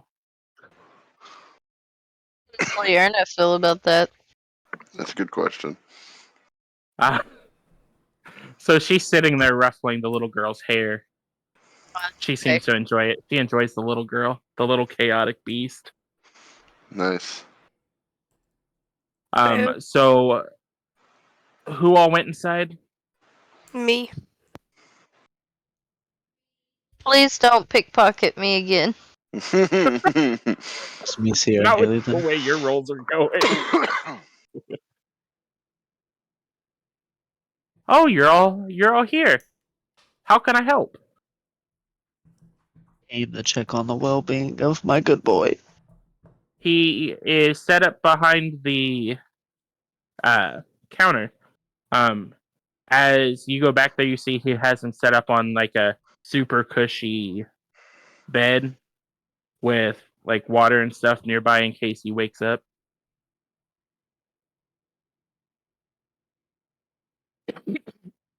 Okay. Hey, I give him some good lovin's and tell him that things are gonna be okay, and then I go back out. So I want to pet him, if possible, and ask Umberly to watch over him. Okay. So as you do that, Leonid looks over at you, Enith. So I know you were looking for books last time you were here. I did find something. I don't know what it says because I can't read the language, but you might find it useful. Oh? So he gives you a blue book, which has decals of like birds and feathers on it. Nice. Ooh, pretty. Ooh. So this is an arcane text written in Draconic, similar to the Golden Book that Sierra originally had. A character who reads this book can spend 8 hours uninterrupted to translate it. So as long as you can read Draconic, you can spend downtime translating the book. I can speak Draconic. Can you? I can. You That's- can. That's convenient. isn't it? Isn't it? Isn't it? Enid's the fucking The Dragon Duolingo. Whisperer. She's the fucking Duolingo bird at this point. She knows like She's- 4 or 5 I was gonna say languages. she's about to start getting on us about our daily practices. I know more than that. I know one. I know Elvish, Druic, Draconic, Common, Arayan. Is that how you call it? Yeah. And Crow. Yeah, so she knows like 7 languages, guys. Damn. She's a scholar. She knows But a you bunch of still languages. speaking bitch. Yeah, which you apparently seem to be fluent in. Yes, sir. As a bard, that kinda is his. I'm also Speak proficient. three. I'm fluent now. Ho top. I'm also proficient with a javelin and a mace. Now you're talking my language. I did look into the whole dream thing that you were all talking about. I can't seem to find anything that would impact you in this realm. Outside of like gods and like demon lords. Like they have the ability to communicate via dreams across the realms. Within this realm, outside of it being one of those two things, the only person I'm aware of with such an ability would be Strahd. Which, based on his recent attack on you, would kind of fit for him wanting to mess with your heads a little bit. Yeah, which is interesting that you mentioned. On the Doctorate other level. hand, the 2 children that you mentioned, I did find a little bit more information on them. I don't have their names or anything, but he digs through a list, like a pile of papers, and pulls out a rough drawing that seems to be like someone's hand drawing of their recreation of an oil painting that has been ripped in half and shows those 2 children drawn on it. For those of you who are in here with him, so that's Nyx, Aurora, and Garbin, and Enith, I want you to make history checks. Fucking dog poopy. Guidance. You're worried about your best boy. 4.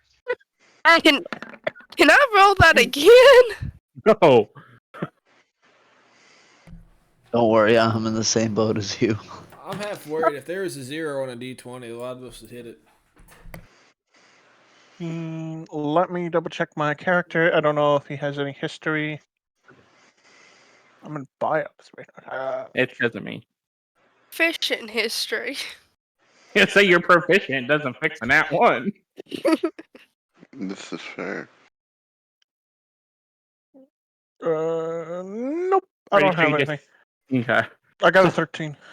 So with the 13, the most you can tell is that this paper is super yellowed, which means that it has some age to it. Really? And say I found this in some of the old history books that I have down in the cellar. Let's say some of those books are upwards of hundreds of years old.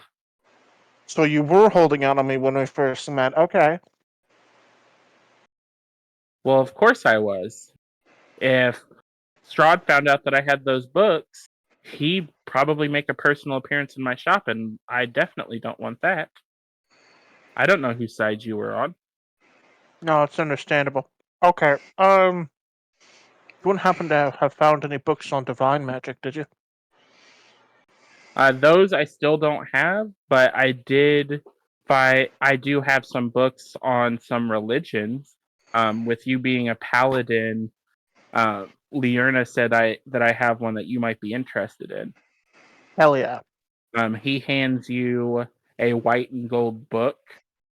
It is written in common, so you don't have to translate it. It is about the god and the god Torm. These are the gods of law from the lands that you all come from, if I understand correctly. Okay. To my understanding, Torm is probably about as close to divine paladin magic as one can probably get. They say he resides in a hall made of pure light with a bunch of tacky marble.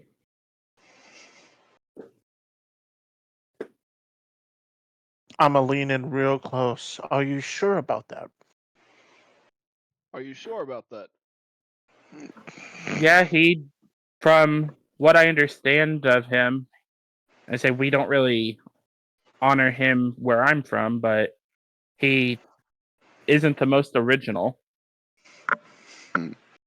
He does tend to be a little secretive, pretty much for you to get to his realm. You either have to be invited or know where you're going.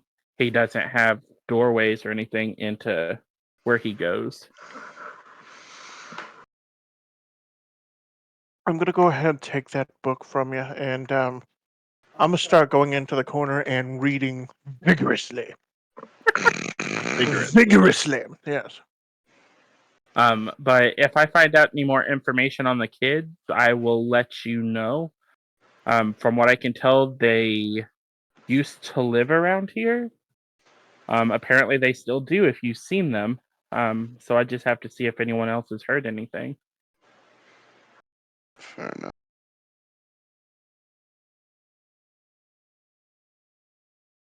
And with that, if there isn't anything else that you're looking for, Liana and the rest of your party are waiting outside. Let's go.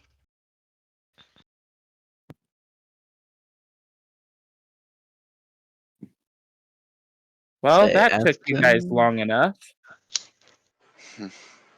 I say at this point she is bent down as much as she can with her equine body and is playing with the little girl. Basically, she's holding her hand, and the little girl is sitting there doing like spins.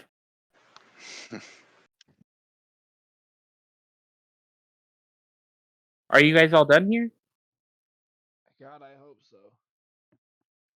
I think so. Well, luckily we don't have to go far for where we're going. We're just going around the corner here into the back alley. As you guys go down the little alleyway next to the store, you are in a pretty empty lot with a well in the middle of it. As you all walk into it, she takes the feather pin off of her plate armor and tosses it into the well. And as she does, this is the most map changes I've had to do in one session. It's not even a combat. Oh, it's pitch black.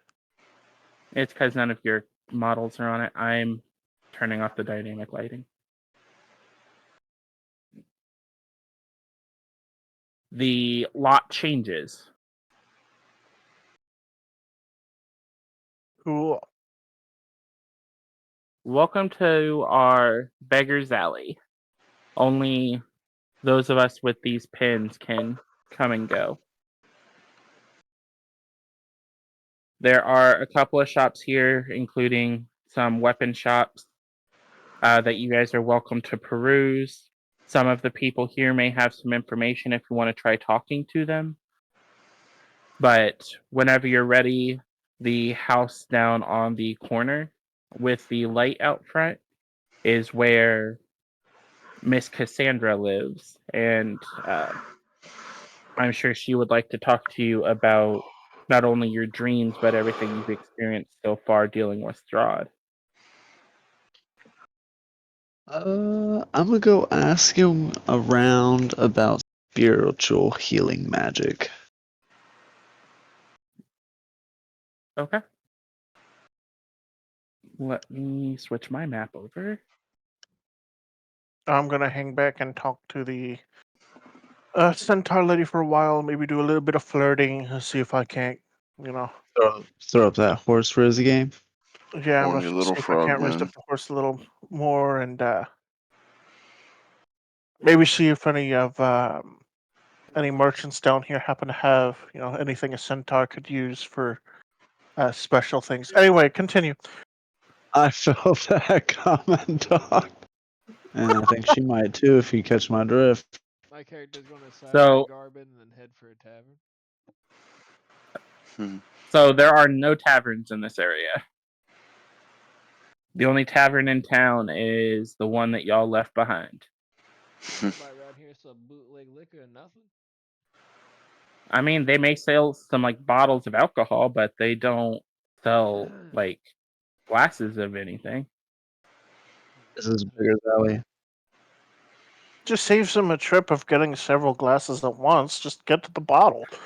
So, to give you an idea of the kind of place you're in, there is a lot of seedy activity here. From your all's vantage point as you enter, the people here tend to be a little bit more active.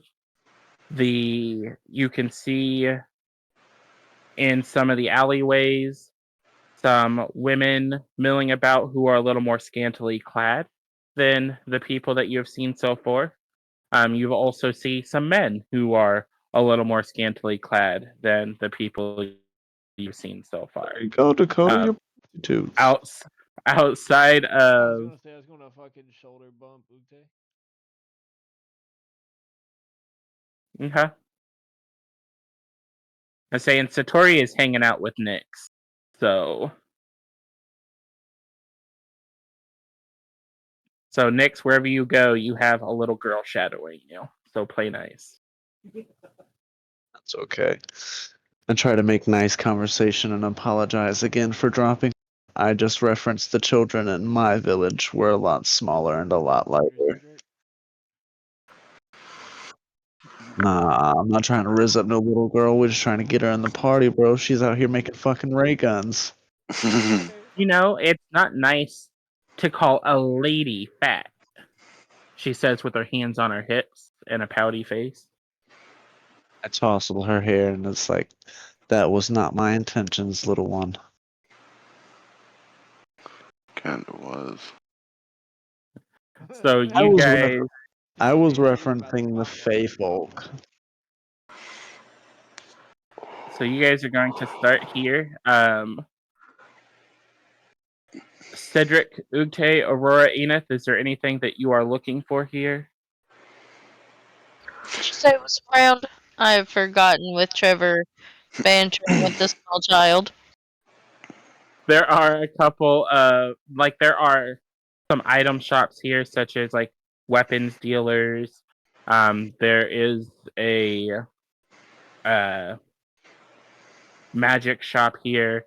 There is a blacksmith here, and Ooh.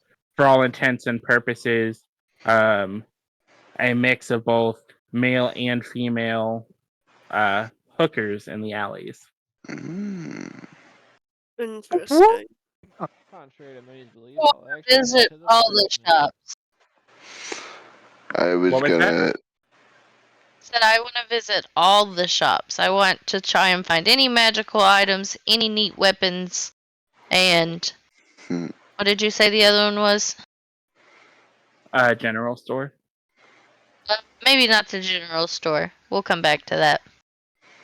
And then Cedric, the shop to your left, so right there by the entrance, is the closest there is to a tavern. It's like a little cafe / restaurant kind of thing. So they have some food and drink there. But they don't have anything alcoholic available. Like I said, I'll head to the blacksmith right now. Does my rizzing end up doing anything, or are my efforts wasted at this point? Are you trying to roll a persuasion check? Are you trying to Sure. hit on the centaur? Yeah. I'm So hitting on what are you saying? Mhm. Honestly, I'm just trying to get to know the bitch. Like, What your own pitch tastes like, baby? oh hell no! That is no. Oh god, no. No. Ah. Dear God, Matt. You broke Dalton. Let's see. Just sitting there going, He's gonna God. have questions tonight. Look. I know the kink exists. I'm just. All right. Anywho, Just generic shit. Just generic. Because if nothing's happening, I'm probably gonna go find some stuff out. Okay. Well, send me side messages on Discord of what you want to know, and I will give you a breakdown of our bio. Okay. I'll do that later then. I'm going to assume that I did that. Okay. Okay. All right. I'm going to go ahead and actually head down whatever alley the hookers are on, and not for the reasons y'all think. I don't know where they are. Tell me, brother. I'll be there soon. I'm gonna assume they're like down there. Okay. And Enid, I'm guessing you probably want to check out the magic shop. I do want to check out the magic shop. And Ute, what about you? What are you looking for? I was actually gonna follow Cedric to the blacksmith. Gonna check on the potential of armor. Okay. So, with the majority of our crew over at the magic shop, what all are you guys looking for? As you enter, you see a half orc woman in a blue dress with white hair pulled back into a long braid. Oh, we have new faces here. Did Leonid send you in here? He still owes me money. It's not Leonid, no. We're looking for some wares.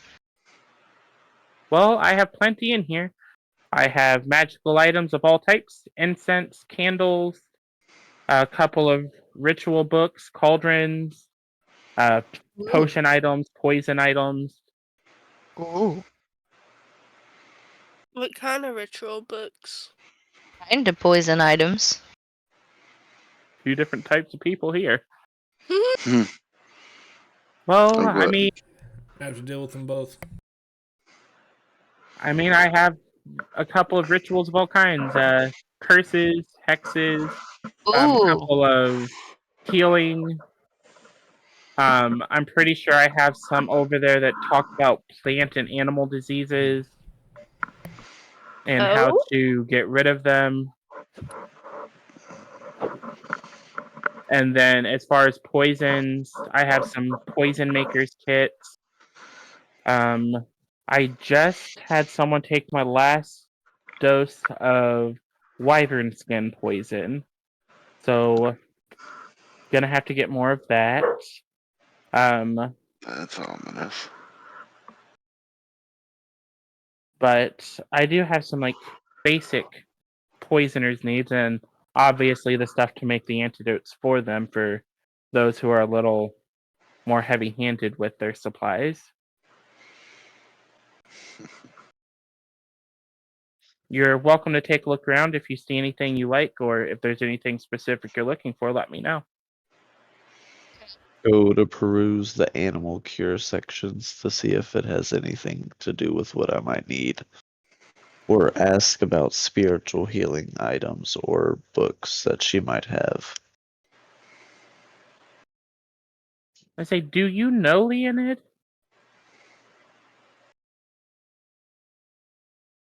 She looks at you next. Possibly. I say, he was just in here a little earlier looking for similar books. which is surprising because he's always talking about how his collection is better than mine. Say, I might, but where I come from, it's not nice to disclose who you may or may not know in these parts. Well, I can tell you, based on the company that you came in here with, that I do not have anything for the symptoms that he was describing. A lot of what he was describing seems more dark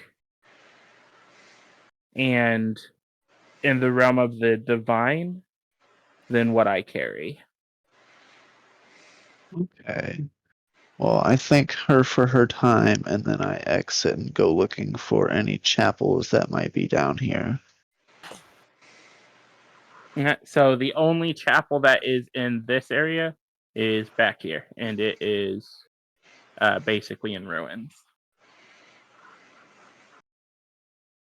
Okay. Enith, any specific items that you're looking for? To know about the ritual books. Okay, so like she said, like she's got a pretty good assortment. Any specific types of rituals that you're looking for? Disease and cures.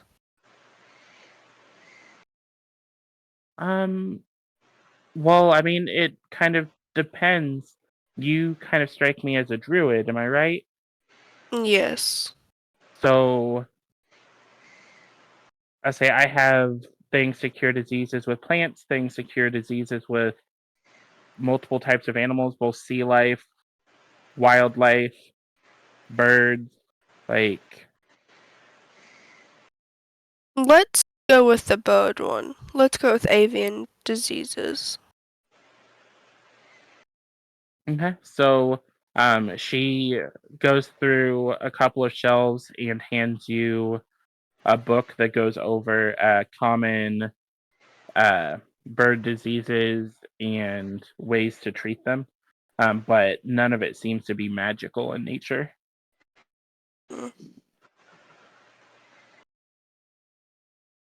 Do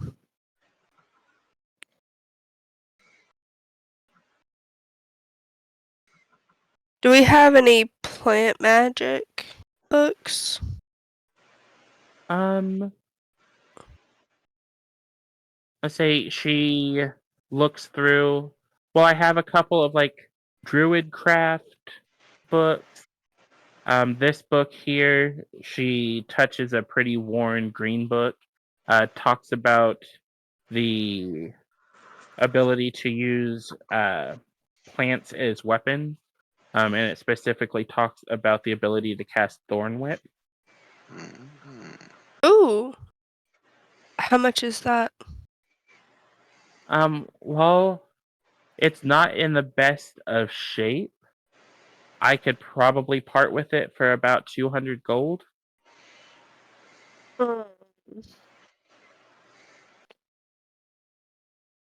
Can I trade you a piece of fine jewelry? So you're wanting to give her a piece of fine jewelry for the book? Mm-hmm. Okay, yeah. So you can do that. So go ahead and mark a piece of fine jewelry off of your inventory. Okay.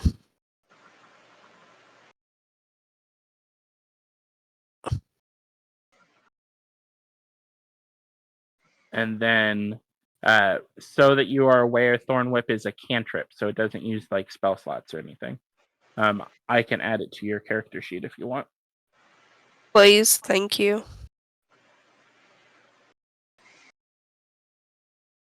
So you're just gonna go around learning all the spells. I'm trying. I can speak to plants. Spot growth. Enlarge, reduce. We got the Lorax. They just gotta start making the trees work for us. And then Cedric and Ute, you guys are off looking at like weapons and armor. The blacksmith, yeah. So as you go in, you can see an assortment of daggers and swords. In one corner, it looks like he has a little woodworking section set up where he has made the fittings for a couple of bows and crossbows. He has a couple buckets that have a bunch of arrows and crossbow bolts in them. Is there anything specific that I can help you boys with? As a Goliath gentleman walks out, he has long black hair that is in multiple braids, and then he has a plaited beard.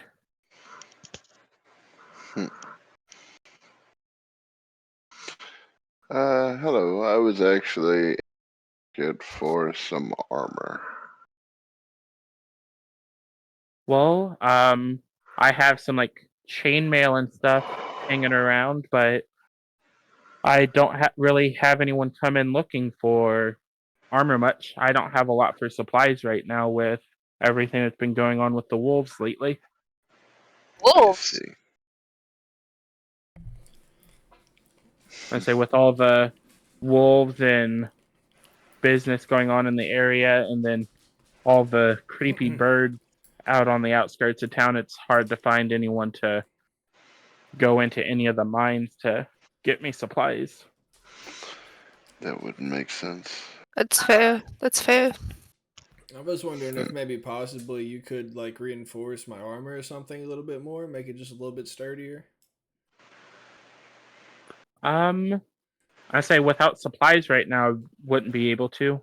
I'm saying until all of the birds and stuff are gone, until I can find someone to get me the supplies to make some decent steel. What I have is what I have right now. I mean, I have some leather that I might be able to reinforce some of the straps and stuff on the sides, but Well, I see that this is a bust. I'm gonna leave you a very bad Yelp review, and I'll go on about my day. Thank you, sir. Oh, damn. Savage to the man. I'm gonna silently follow suit and okay. head over to the weapons dealer.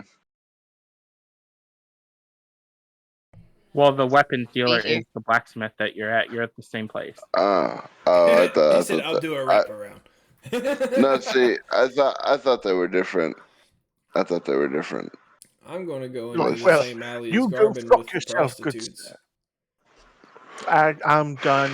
I did some side things I that got I'm you. hoping somebody can read and let me know what happens. Nothing not safe for work, I assure you.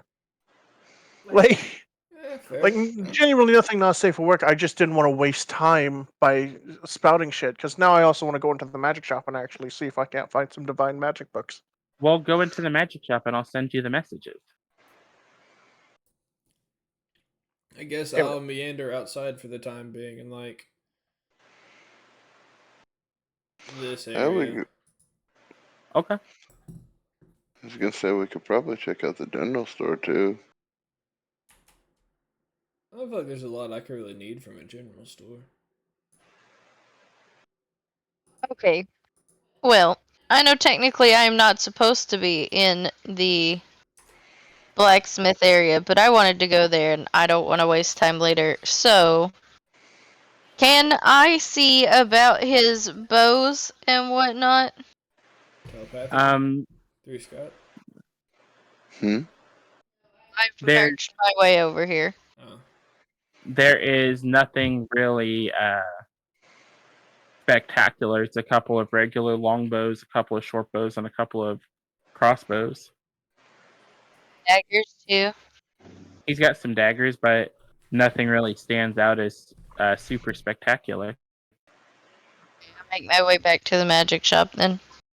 Are there stalls or just stores? There's stalls that have like a couple of foodstuffs. There is a stall that has like apothecary type items and Ooh. potions. I go meandering through the stalls and see how much the potions are that are like healing, and then any magical items or weapons. Also, to give you guys an idea, because I know I described the drawing to you.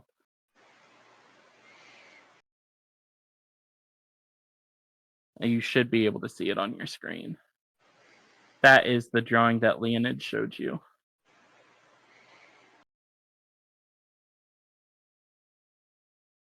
That ain't no teddy bear. That's a voodoo doll, dude.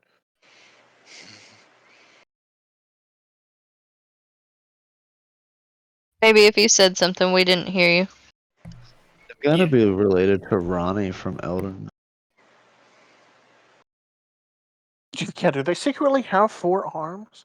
I sent it to you, Scott. The It's the doll's astral. creepy. It's the astral form that gives them the 4 arms. We can't see their astral form just yet.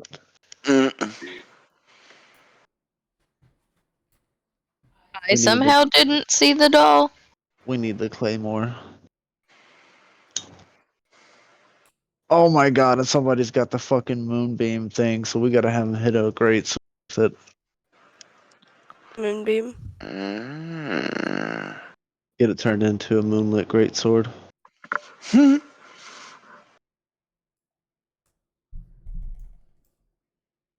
That way we can see the ethereal realm through it. Yeah, but we already cured Ludwig of his lycanthropy.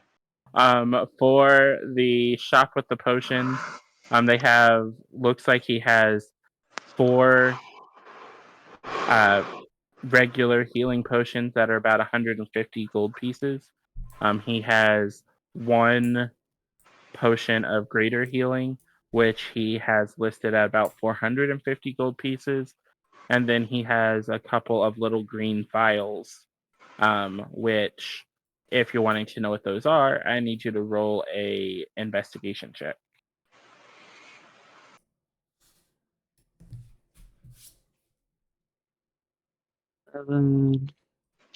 With a 1. Not good. You're rolling garbage today. Good thing you guys aren't doing combat. Yeah. So you can tell that it is a viscous green liquid, but that's about all you can tell from it. I give it a troubling look, and I walk away and read the group. Or just, I keep gandering around at the stalls and whatnot, and I might go grab a bite of food.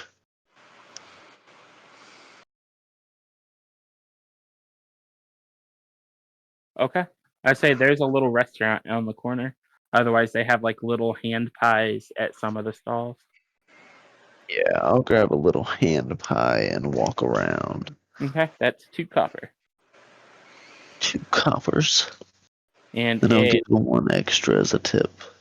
okay. So it is basically like a little apple hand pie. Has really strong taste of cinnamon and nutmeg to it. And has a really flaky crust. Ooh. You bring and buy that over to your boy.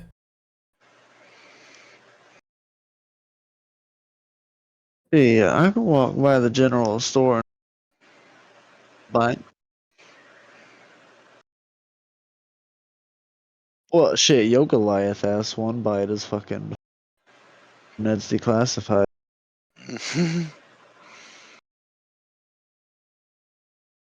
1 bite Willie, bro. 1 bite reviews.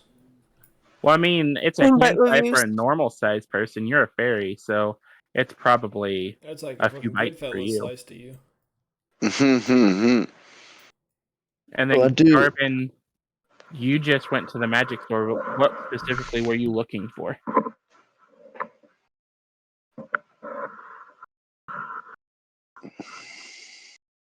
Garvin. Hmm? You went to the magic store. What specifically are you looking for?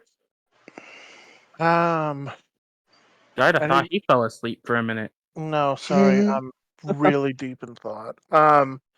I'm going to go ahead and see if there's any books with divine magic of any form.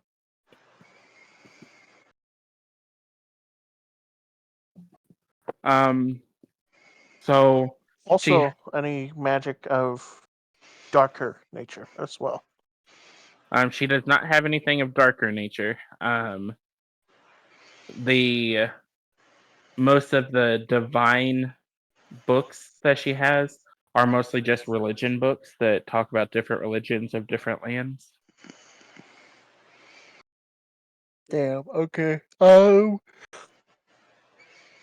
Go ahead and anything on the local god of this world. I mean, a lot of people here worship a lot of different gods. That's why there's so many books. Oh yeah, genius. Yeah. So there's no one main deity that they worship here in this land. Okay. I guess I'm good then. I guess I'm fine. Okay. Just I want to show her my potions kit and see if she has anything that she thinks will enhance it. What you mean your poisoner's kit? Yes, that's what I meant. Um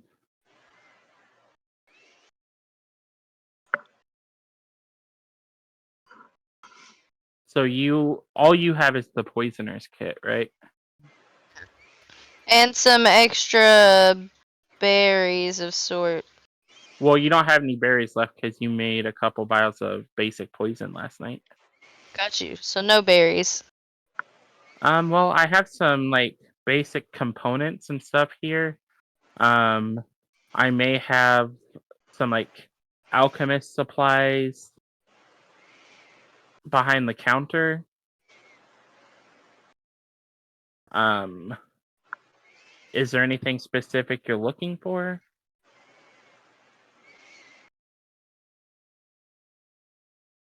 I mean, are you trying to make like poisoned drinks and stuff? I might have like a brewer's supply kit around here somewhere.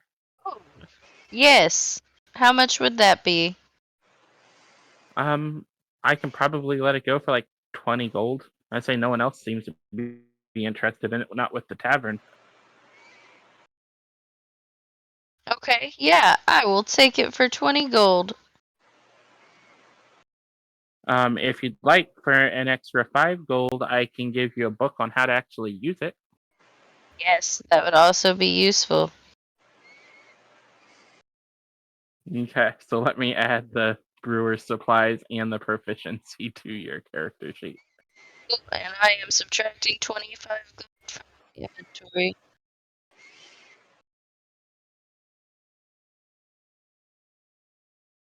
Okay. So anything else you guys are looking for?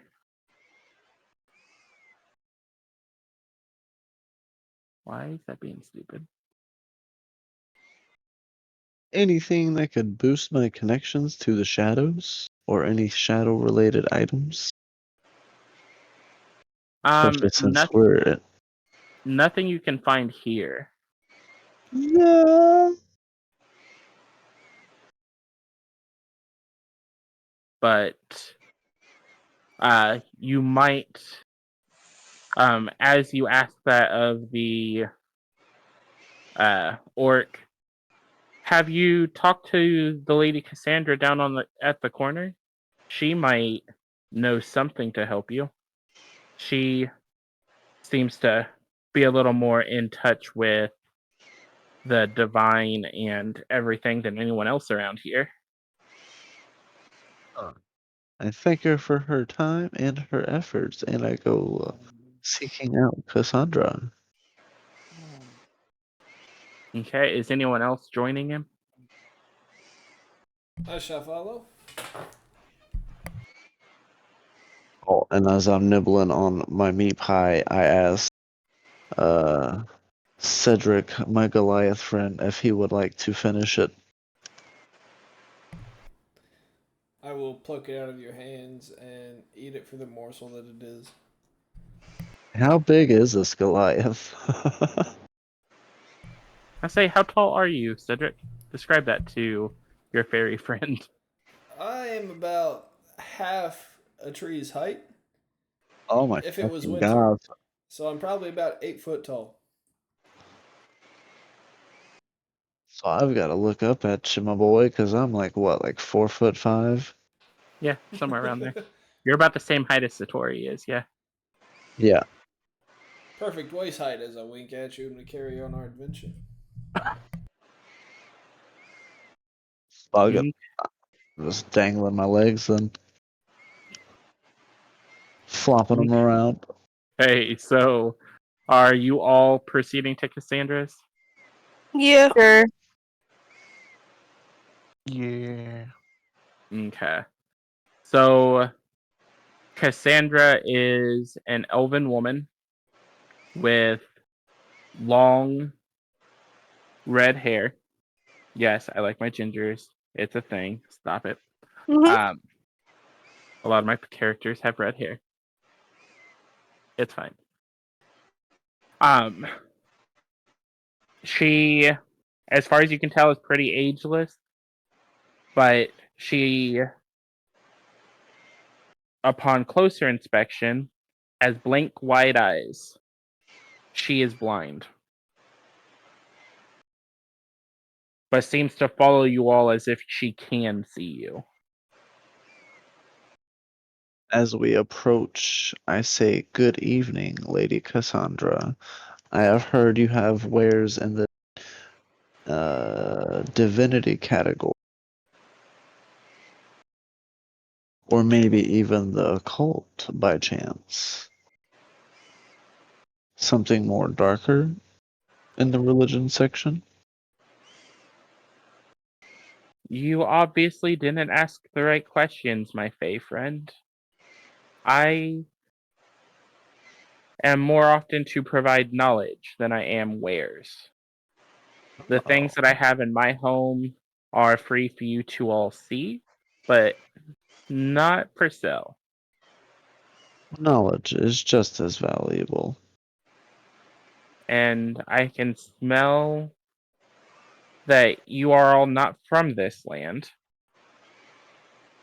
And I discern that most of you have the scent and feeling of Vistani magic on you. Yeah, sorry, we haven't really had a chance to take a bath or anything recently. Stay weird. Because there's like a wall of magic around, or can I just see into the vast nothingness? Like how we walk through the storm. Is the storm surrounding this place? You mean Or like is the big wall of mist that you walked through? Yeah. Can they see that, or is that did we just like walk into a pocket dimension? Everyone can see it. Everyone knows of it. All right, so yeah, say we came from outside the wall then, or just the reference the mist in general because they already know what it is.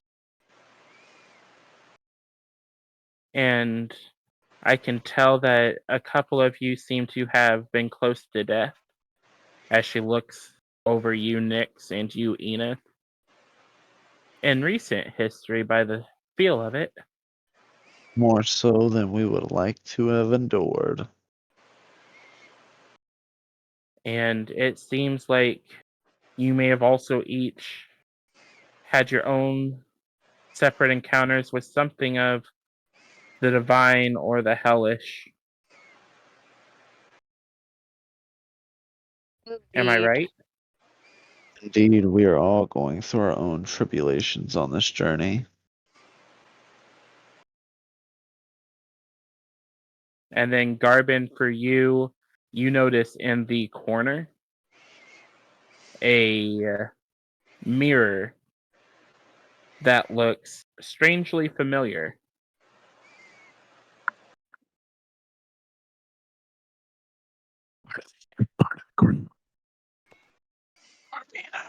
I'm going to slowly walk over and just start staring into the mirror.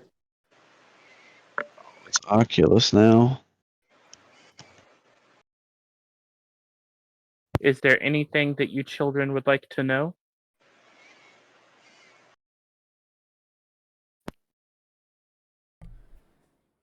What it is you know? You could ask it what's wrong with the dog. What the dog doing? Yep, I muted myself. I was about to say that. Speaking of dogs. What did that I dog see you speak of the companion that you seem to have bonded recently. Am I right? Yes. I know that. Based on the magic that I feel surrounding you, I would say he ran afoul of something of the divine. Have you angered a god recently? Yes. I failed into living up to some expectations by falling in battle. I need to try to strengthen myself and my connections. Well, one would say it's foolish to anger a god, especially in a land where everything seems to be wanting to kill you anyways.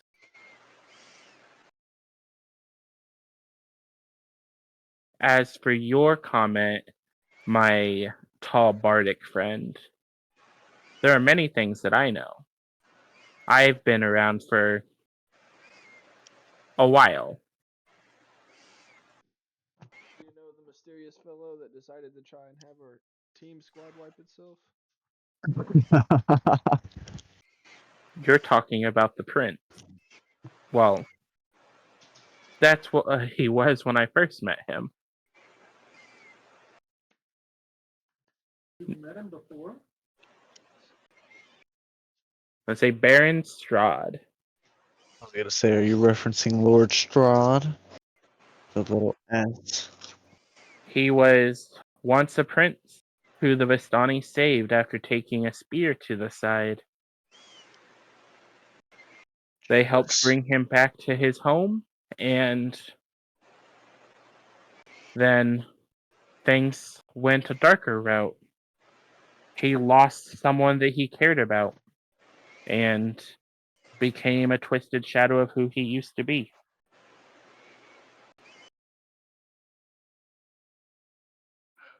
Can we inquire about the things that led up to that? Make a persuasion check. Help with that? I guess guidance. Oh, fucking God. I cast the guidance on Sierra. Thank God we're not in combat. highest persuasion. Oh, I got an 18. Well, he ran into things that you would expect with dealing with the pettiness of mortals. War, Did he angered the gods as famine, well? in a sense. I did gather some information that might be useful. You know how I went over to talk to the prostitutes? Because, I wanted to get my freak on, right? Wrong. I was doing good. If I can actually get back to my messages. Hold on. Hey, There prostitutes we go. need love too. Even my little lowly might need love. No, wait, So, before we end up like Drake, do we know how old this fuck? Oh, wait, the child's with us now. Can we ask how old she is? She already told you how old she was. Were you not paying attention? 12. She's 10. Yeah. Remember, she said she's 10. She's not stupid. She knows what the sun is. Yeah. Okay. no touchies. But if you all remember, we learned that Strahd visits somebody in a mansion somewhere. The person that is the owner of that mansion, the woman that is it's the daughter of the Lord.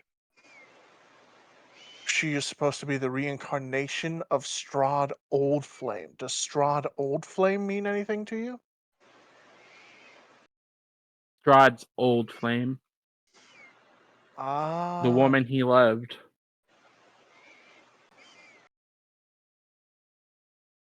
He visits her. So probably the person he lost could be the daughter, could be a descendant. Because how long ago did you meet the prince when he was still whole? Roll a persuasion check.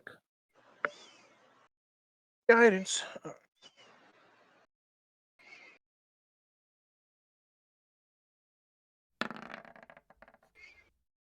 Don't need it. Natural 20. It's hard to even remember how long it's been. Somewhere in the 1,000-year range. Definitely a descendant. Okay. Damn, it's been a long time then for here. I was gonna say maybe we can save Strahd, but at this point I don't think that's possible. If it's been thousands of years. Well, how long has he been? He has been. What? Well, you just asked how long she's known him. How long of that has he been afflicted? Roll me a persuasion check. I cast guidance. I was gonna say, can And we ask also how do the help long, action. if she personally We knows need. him? Because if so, how old does that make her? She said she's known him for somewhere in the thousands of years. So she's 1,000 years old. She's elvish. Oh, that Oh, does raise the alright. question. Strahd had pointy ears when we first saw him in the well shit, so that means nothing then. Fucking elves, dude. Like this is And why I don't then, fuck with you guys. it was probably about 15 years after he returned home that she died, and things went dark. How long has he been home? I met him on his journey with the Vistani. I was the person overseeing his care while they traveled. So while he was on his way back, then.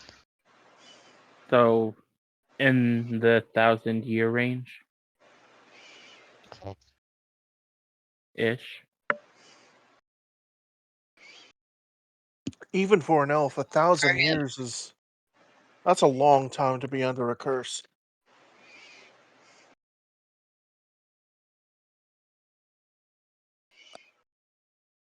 So my question is, so to give you guys an idea, I'm going to move Garbin's character to give you an idea.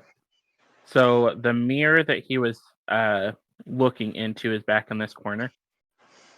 How close are all of you to that?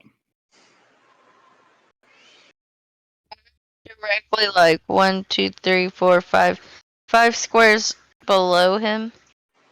Okay, so you're about 30 feet away. Is that actually 25. where you are? I just put you where I wanted to put you. I'm Yeah, sure. fine I'll stay on. there. So if you all are arranged the way that I have you arranged on the map, Cedric and Garbin, I need you both to make wisdom checks. Insight specifically. Guidance. For you,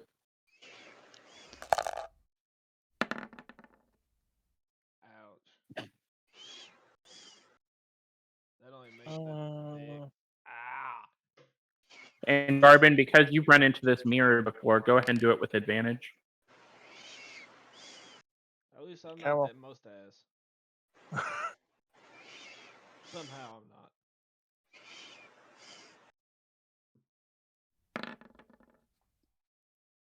Okay, so 8, 9. You said it's wisdom? Yeah.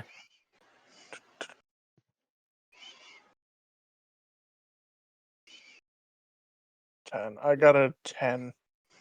Okay. I mean, that's fine. I say, because this isn't anything bad. From where you're standing with your vantage point with Cassandra in the middle of the room, you can see a faint glow coming from each of your compatriots, including yourself, except for Satori. Cool. I'ma just make a comment. Oi, we glowing, just let you know. What?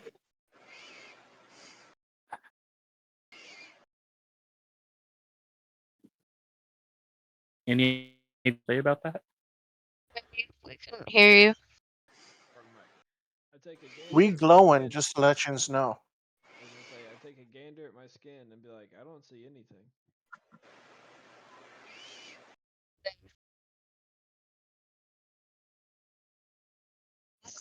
We doing an Arcana check on it.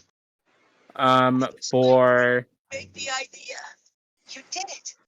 You've introduced me to a whole new world. A whole new world. Wow. Enith, Aurora, and Nyx, you guys can all roll Arcana checks. Arcana checks. Yep. I got a 16 Say, plus I'm 1. I'm thinking of casting detect magic, but Go for it. okay. 20. I'll cast detect magic. Or detect evil and good. I'll detect evil and good. Where are these I got a rolls? 14. So your evil and good doesn't detect anything. But Aurora, with your say you and Nyx, with that Arcana check, you can discern the glow isn't coming from you guys each personally. It's coming from each of your guys' individual bags. What's in our bags? Yeah, inspect the bag. Are you just asking that in general, or are you asking someone in the room that? I want to Go look in our inspect my bag. bags. Yeah. Yeah. Do an investigation check.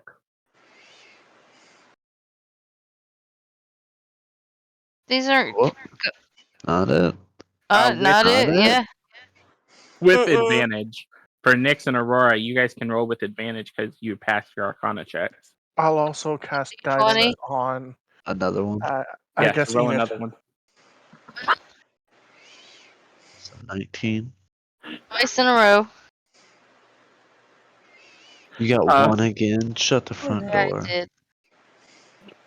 It happens. So Nyx, with your investigation check, the glow seems to be coming from a card that is in your bag. The Okay, cards. I pull out the card to inspect it. So as you pull the card out of your bag, you had the devil card, correct? Would that be in the little collection sheet? It was in the Yep. handout. I believe that was what I had was the devil. Yeah, so you had the Yeah. devil. So, and I put it up on the screen for everyone to see. As you look at it, you can tell that the image has changed. And instead of the man that was originally in the back, it shows your face now. And Oh. the mirror begins to glow. Uh-oh. I am the devil. I am the shadow monarch. So since we're seeing this happen, do we all get to look at our cards, or You is it can just? if you want. Oh yeah, Okay. we're pulling our cards out at this point. Yeah. So on each of your cards, in place of the main person that appeared in your cards, you have taken their place. So you actually appear in your card now. So, Interesting. for instance, like the only one of like for Garbin, like yours was Judgment. You actually appear as the man on your card.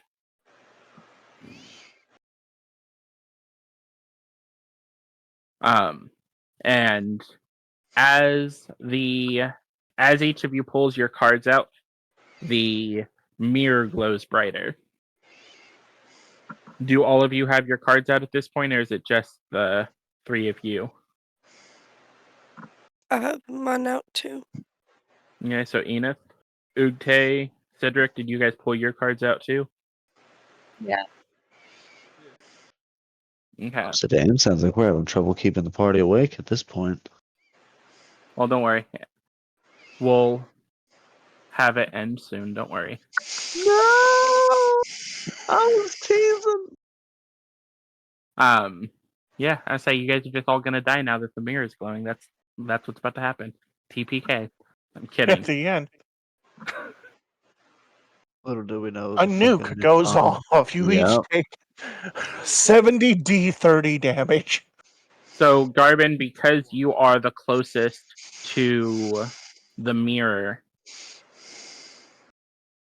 the light from the mirror causes your card to glow brighter, and the image disappears completely. It's completely white now. Cool. As you look into the mirror, you can see your reflection. However, it's not entirely you. The armor that you're wearing in your reflection appears to be different. And as you notice that, you feel the weight of the armor that you're currently wearing change. I'm sussing, I'm sussing, I'm sussing on you.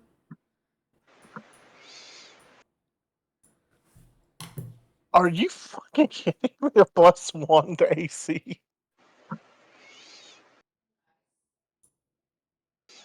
And This looks Your radiant damage, yeah. So this is gleaming armor. Okay.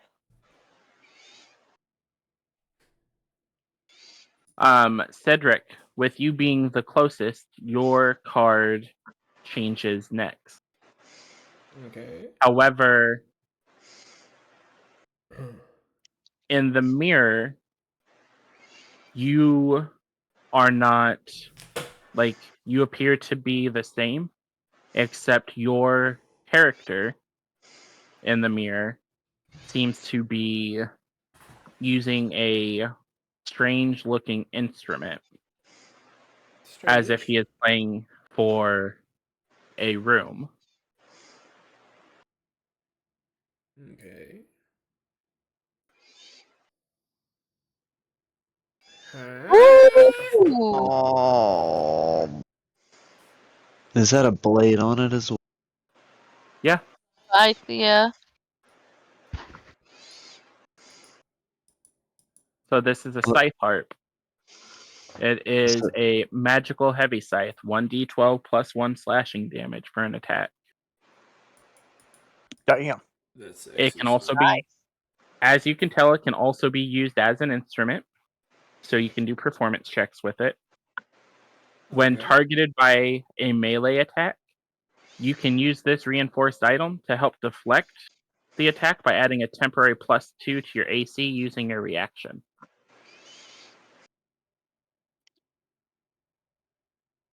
Nice.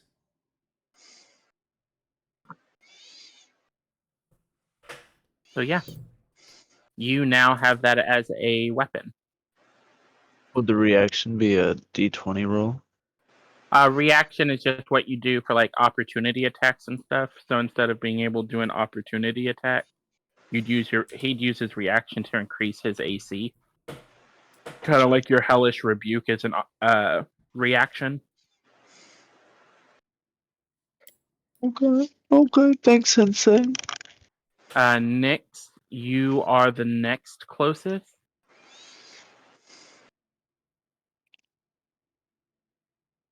In the reflection, you are enveloped in shadows. You cannot see the rest of your reflection. However, you can see the shadows coalescing around your right hand and you feel the weight of this on your hand as this materializes on your right hand. Baller. I'm gonna go punch somebody in the face and take their soul for myself. So while this is equipped, you gain a +1 bonus to your armor class. Okay.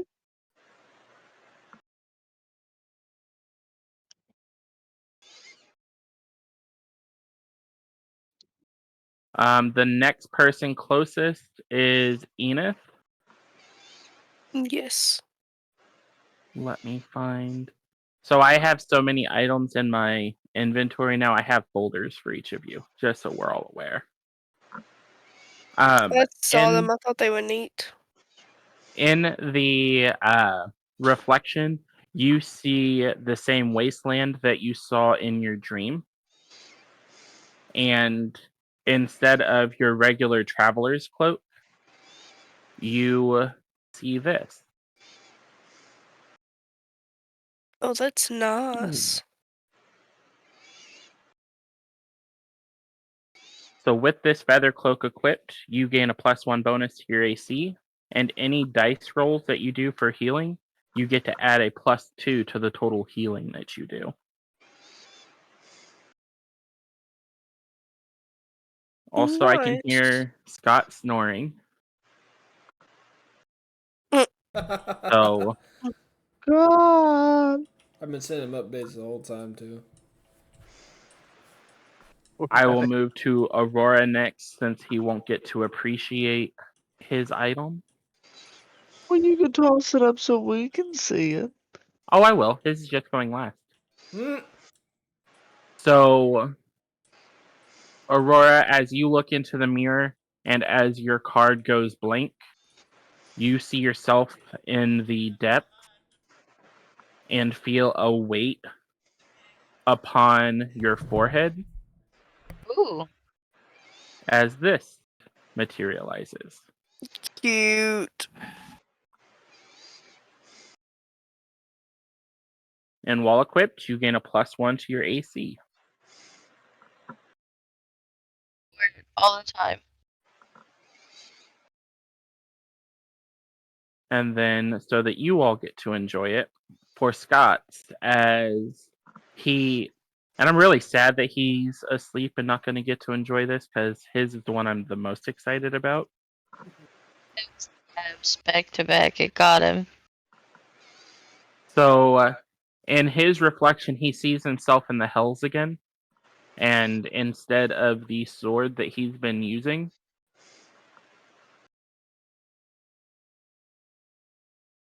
Ooh. Oh. Nice. so this glaive does 10d1 plus 1 slashing damage. While attacking with this weapon, he gains the following benefits. On a hit, a creature must make a DC 13 Constitution saving throw or take 1d6 necrotic damage. If he is raging, he gains advantage on his attack rolls, and the DC changes to a 16 for that damage. Ooh. You can give that to me instead. Damn.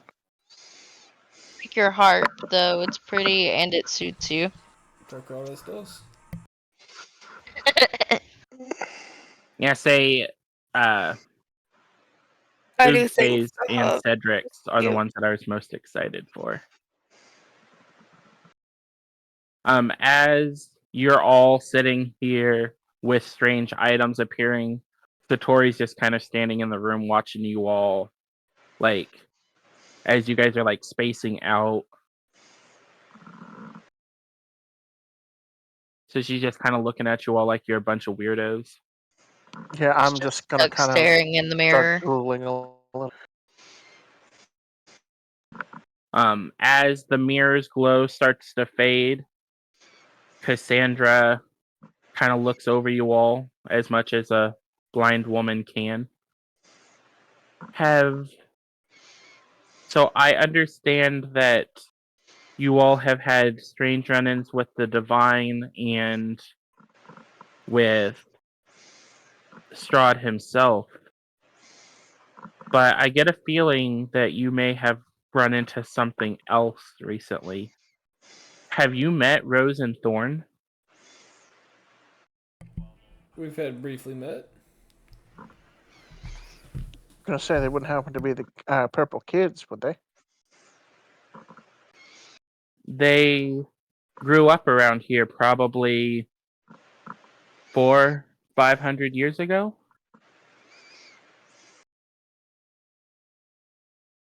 Interesting. They live in a house on the outskirts of town.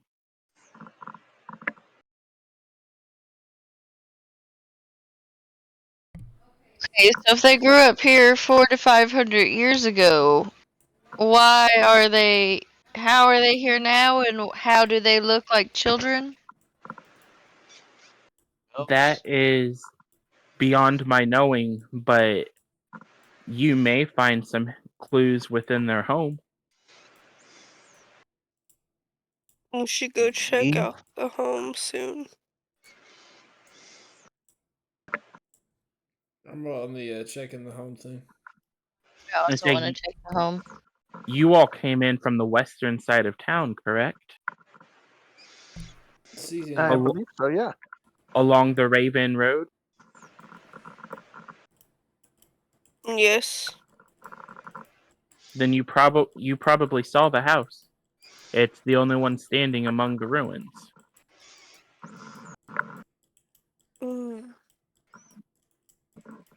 You may, if you have talked to any of the locals, you may have also heard rumors of a haunted house that, even after it's destroyed, manages to reappear the next day. We have heard of that one. They're the same place. Oh, that's not stressful. That's neat. I want to know more about that. I do too. We all like playing with ghosts.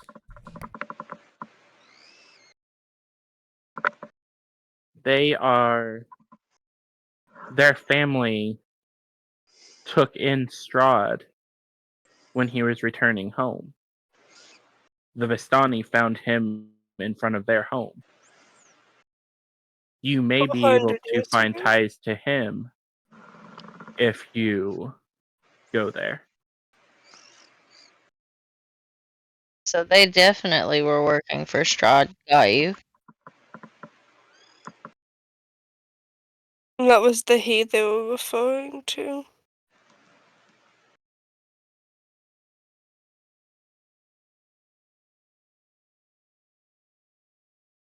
Would you all like to go there? Yes. Let's see. So Dakota sounds scared, but yeah. Just not going in first. Well, I can help you get there so you don't have to travel. Yeah, let's do that. She walks over to the mirror and places her hands on it and speaks in a language that none of you know. And the reflection in the mirror changes. Shit, that was way too quick. I was about to be like, oh, detect, or I wanted to know what language it was, so I was going to cast my understand language, but it's too late. Simlish. As English. the reflection changes, you can see a house about 30 feet from the surface of the mirror. If you would like to go, simply walk through. And to demonstrate this, she places her hand on the surface of the mirror and pushes it through. And it ripples like water. Huh.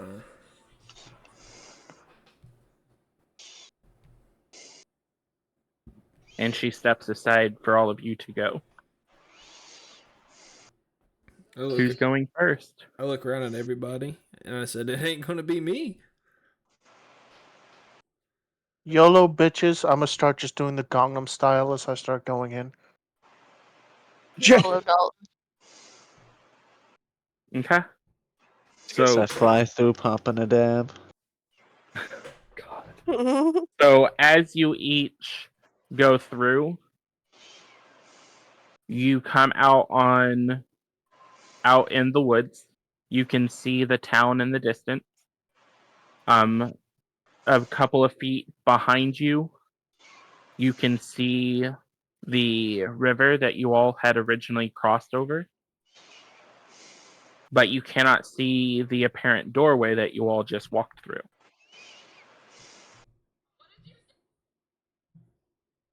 What would you like to do?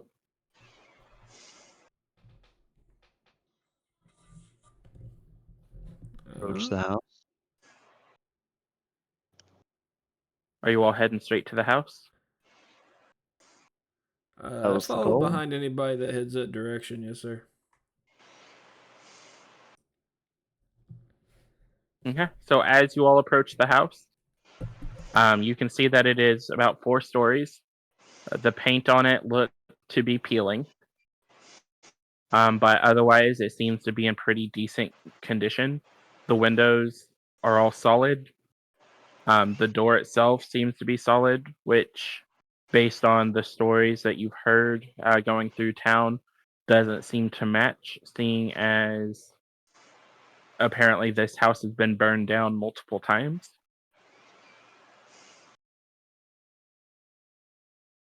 Next to the door, you can see like scratchings, like people had been measuring the heights of children in the door frame.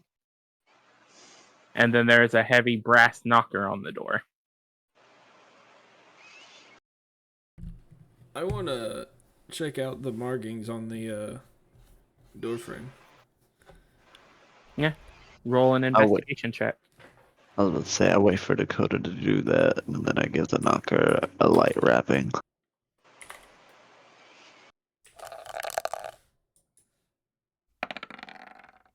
And then pull my character. Did you just roll a nat 20 again? Did I? I didn't get to see. I just rolled. Where is Yeah. this with? Do this with combat, bro. Like if I'd hit if that bitch fucking nat 20, dude, Alana, she'd have died. As you investigate the markings, they look to be as if they were just made yesterday. Like they seem pretty fresh. And you can see the initials are next to the taller ones and the initial T next to the shorter ones. I have a feeling little Thanos Rose is is around. taller. Did we catch the name of the ghost children? Rose and and Thorn. Thorn.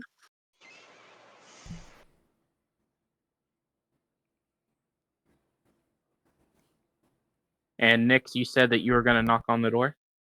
Yeah, what's a knocker? Okay. So you knock, and the door swings open.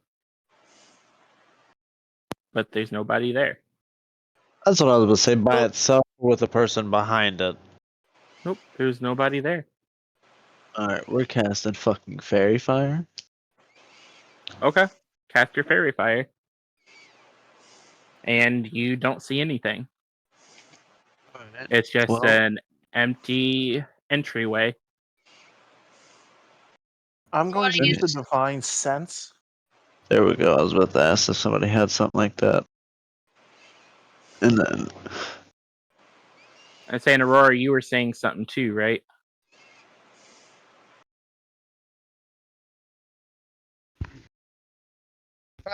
Should be able to. Hello? Yeah, I can hear you now. Oh, okay. Detect magic. Okay. So your detect magic senses strong illusion and necromancy magic coming from the doorway. Oh. And with your divine sense, Garbin, you sense strong waves of both demonic and undead energy. Alright, boys, we're about to enter some combat. Just a warning. I want to inform them of what I found as well. I went first hand Zabinos. Before we enter, I'm gonna go ahead and preemptively make sure I have a bottle of holy water ready. Okay. So you all going in? Who's going in first? There's no such thing as first. We are going in as one. Speak for yourself. I'm going in behind you. Let's say the doorway's only big enough for one person at a time. I assume take. Garbin, you're muted. Okay, how about this? I'm gonna make sure my weapon is in the doorway, making sure that bitch cannot close behind us. So Oh, you're I've got gonna the go door, last. buddy. Trust. I say Cedric already said he's going last. All y'all going before yeah, him. I'm not going last. I'm probably gonna go first Next to and basically make sure. Yeah, my weapon's just gonna be in the doorway, Person to stick and then I'll pull it out once stay we're in done. the door. Will we take in the little girl with us? Yeah, she's going with you guys. She followed you. She's just as crazy as the rest of us. She's good. This seems fun. Hmm. So she leads the way in. She's going in first. What a Shit. savage. Okay. Damn, you gonna let a little Hold on. kid show you up, baby? No, I was gonna say I go in right I say- beside her. Kid's got a And, like- mechanical bird? Yes, ma'am. I say, and she's not like walking. She's like skipping. Like she's having a good old time. I'm glad she is. Yeah, I'll Following follow right behind behind her her. and Yeah. Nyx. Okay. And then we'll have Ugte follow behind you guys, and then I'm guessing Enith, and then Cedric and Garbin. You guys are pulling up the rear. I See, senor. suppose. Okay, so as you enter, you come into an open foyer with a fireplace. As you enter the room, the fireplace bursts into life. Well, that's nice. With what color of flame? Just regular fire. It's fine. Okay. And it gives off heat like normal fire. You're fine. Still spooky. Totally fine. Absolutely. It's a ghost house. It's gonna do ghost house things. And as the last of you enters the foyer, the door slams shut. Told you we should have commanded person to put Scott in the door frame. I told you I wanted to put my weapon in that door, make sure it wouldn't move. And that's where we're calling it a night. Oh, With my hand Until slammed in, Thursday. the door stuck.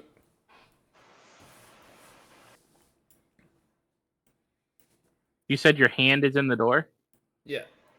I wasn't fully in the room. I had an escape route. I said that once all of you were fully in the foyer, it slammed shut. I never Who planned said we being were fully dumb in the enough to foyer. be fully in there? You just lost some fingers, bro. I had, like I said, I was holding the door just in case I needed to get out of it. But yeah, that's where we cut it off tonight, guys. Just Until like my Thursday. fingers. He's scratching at it bloody now. I just have a He's nub unlocked. for a hand now. It's fine. You guys have a little tinkerer. She can probably make you a fake hand. Now I get to be a cyborg Goliath bard. Okay. Oh, you're reverting to Sierra's android. Yeah. But yeah, Ah, that's too good. you guys have entered the ghost house. Time to play Spooky. Luigi's Mansion next match.